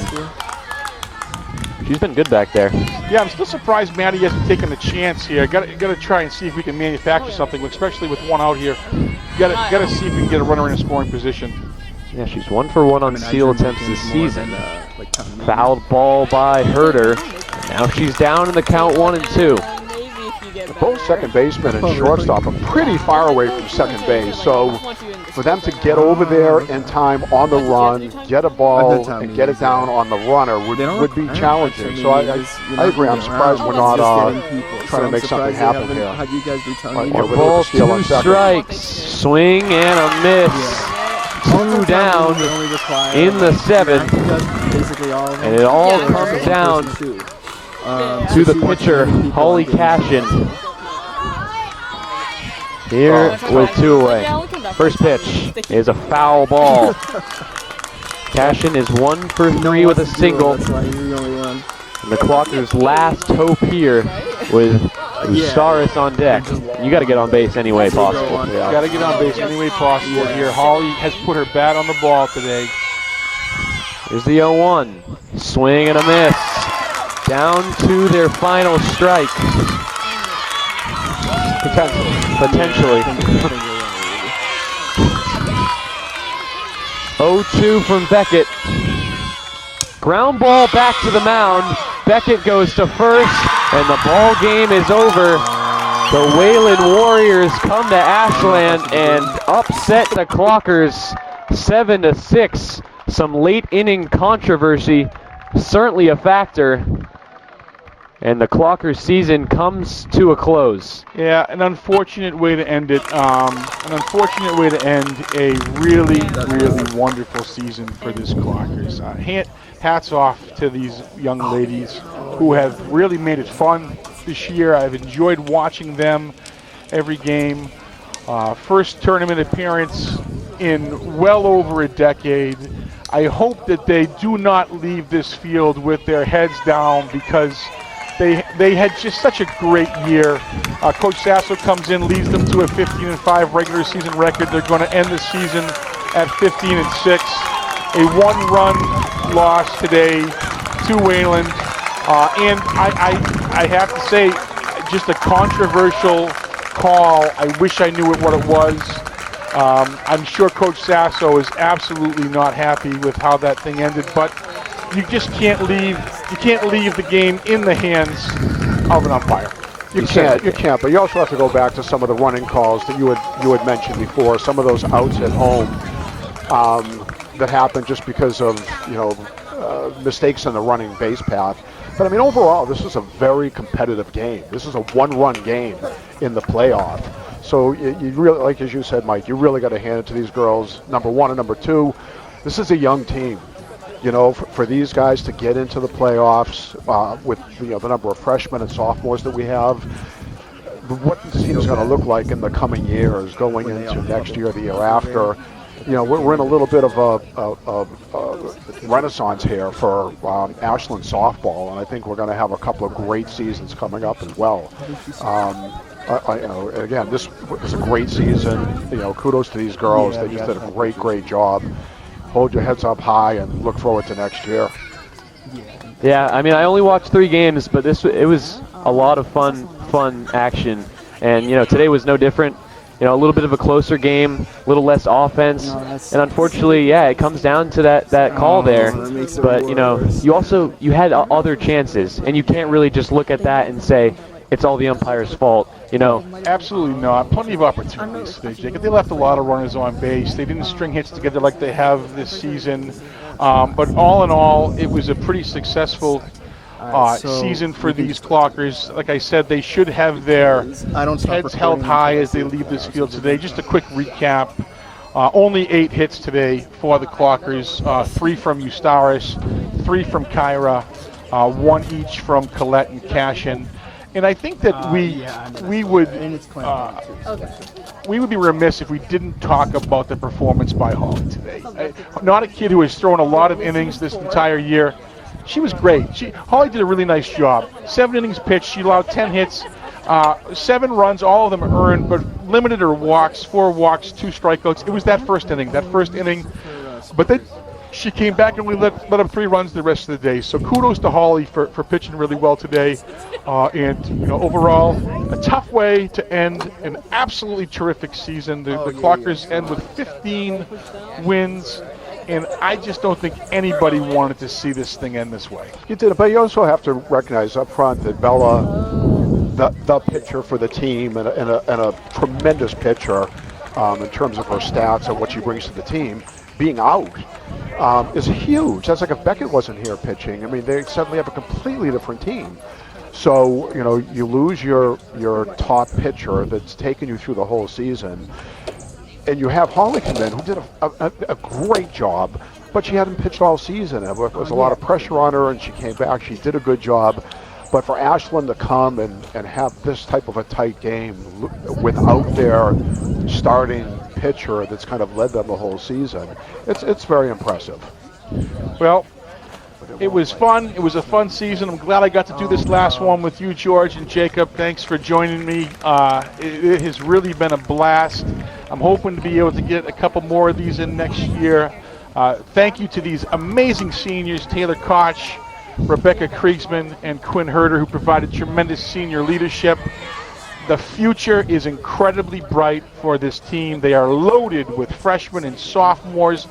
Finally, we'll lead with my saying congratulations to Nico Eustaris and Caroline Caira, who were both voted by the league to be named Tri-Valley League All-Stars, as well as 2 freshmen who were voted as Tri-Valley League Honorable Mention All-Stars, Bella Domestico and Ava Vendetti. Jacob, it's your job to sign us off for another day here at Ashland Softball. Well, yeah, an incredible season for the Ashland Clockers. And for the baseball team, they'll be playing a game against Mansfield on Sunday at 1 o'clock. I'll be there live streaming it in Mansfield. It's a big game for them as they look to make a run in the playoffs. No preliminary round for them this year, had it last year. But unfortunately for the softball team, they couldn't get it done. A final score of 7-6. They finished the season 15-6. And thank you guys for joining us. Jacob Pedulla, Michael Caira, George Tubin, saying so long from Ashland High School. Good night, everybody. Good night. Good job.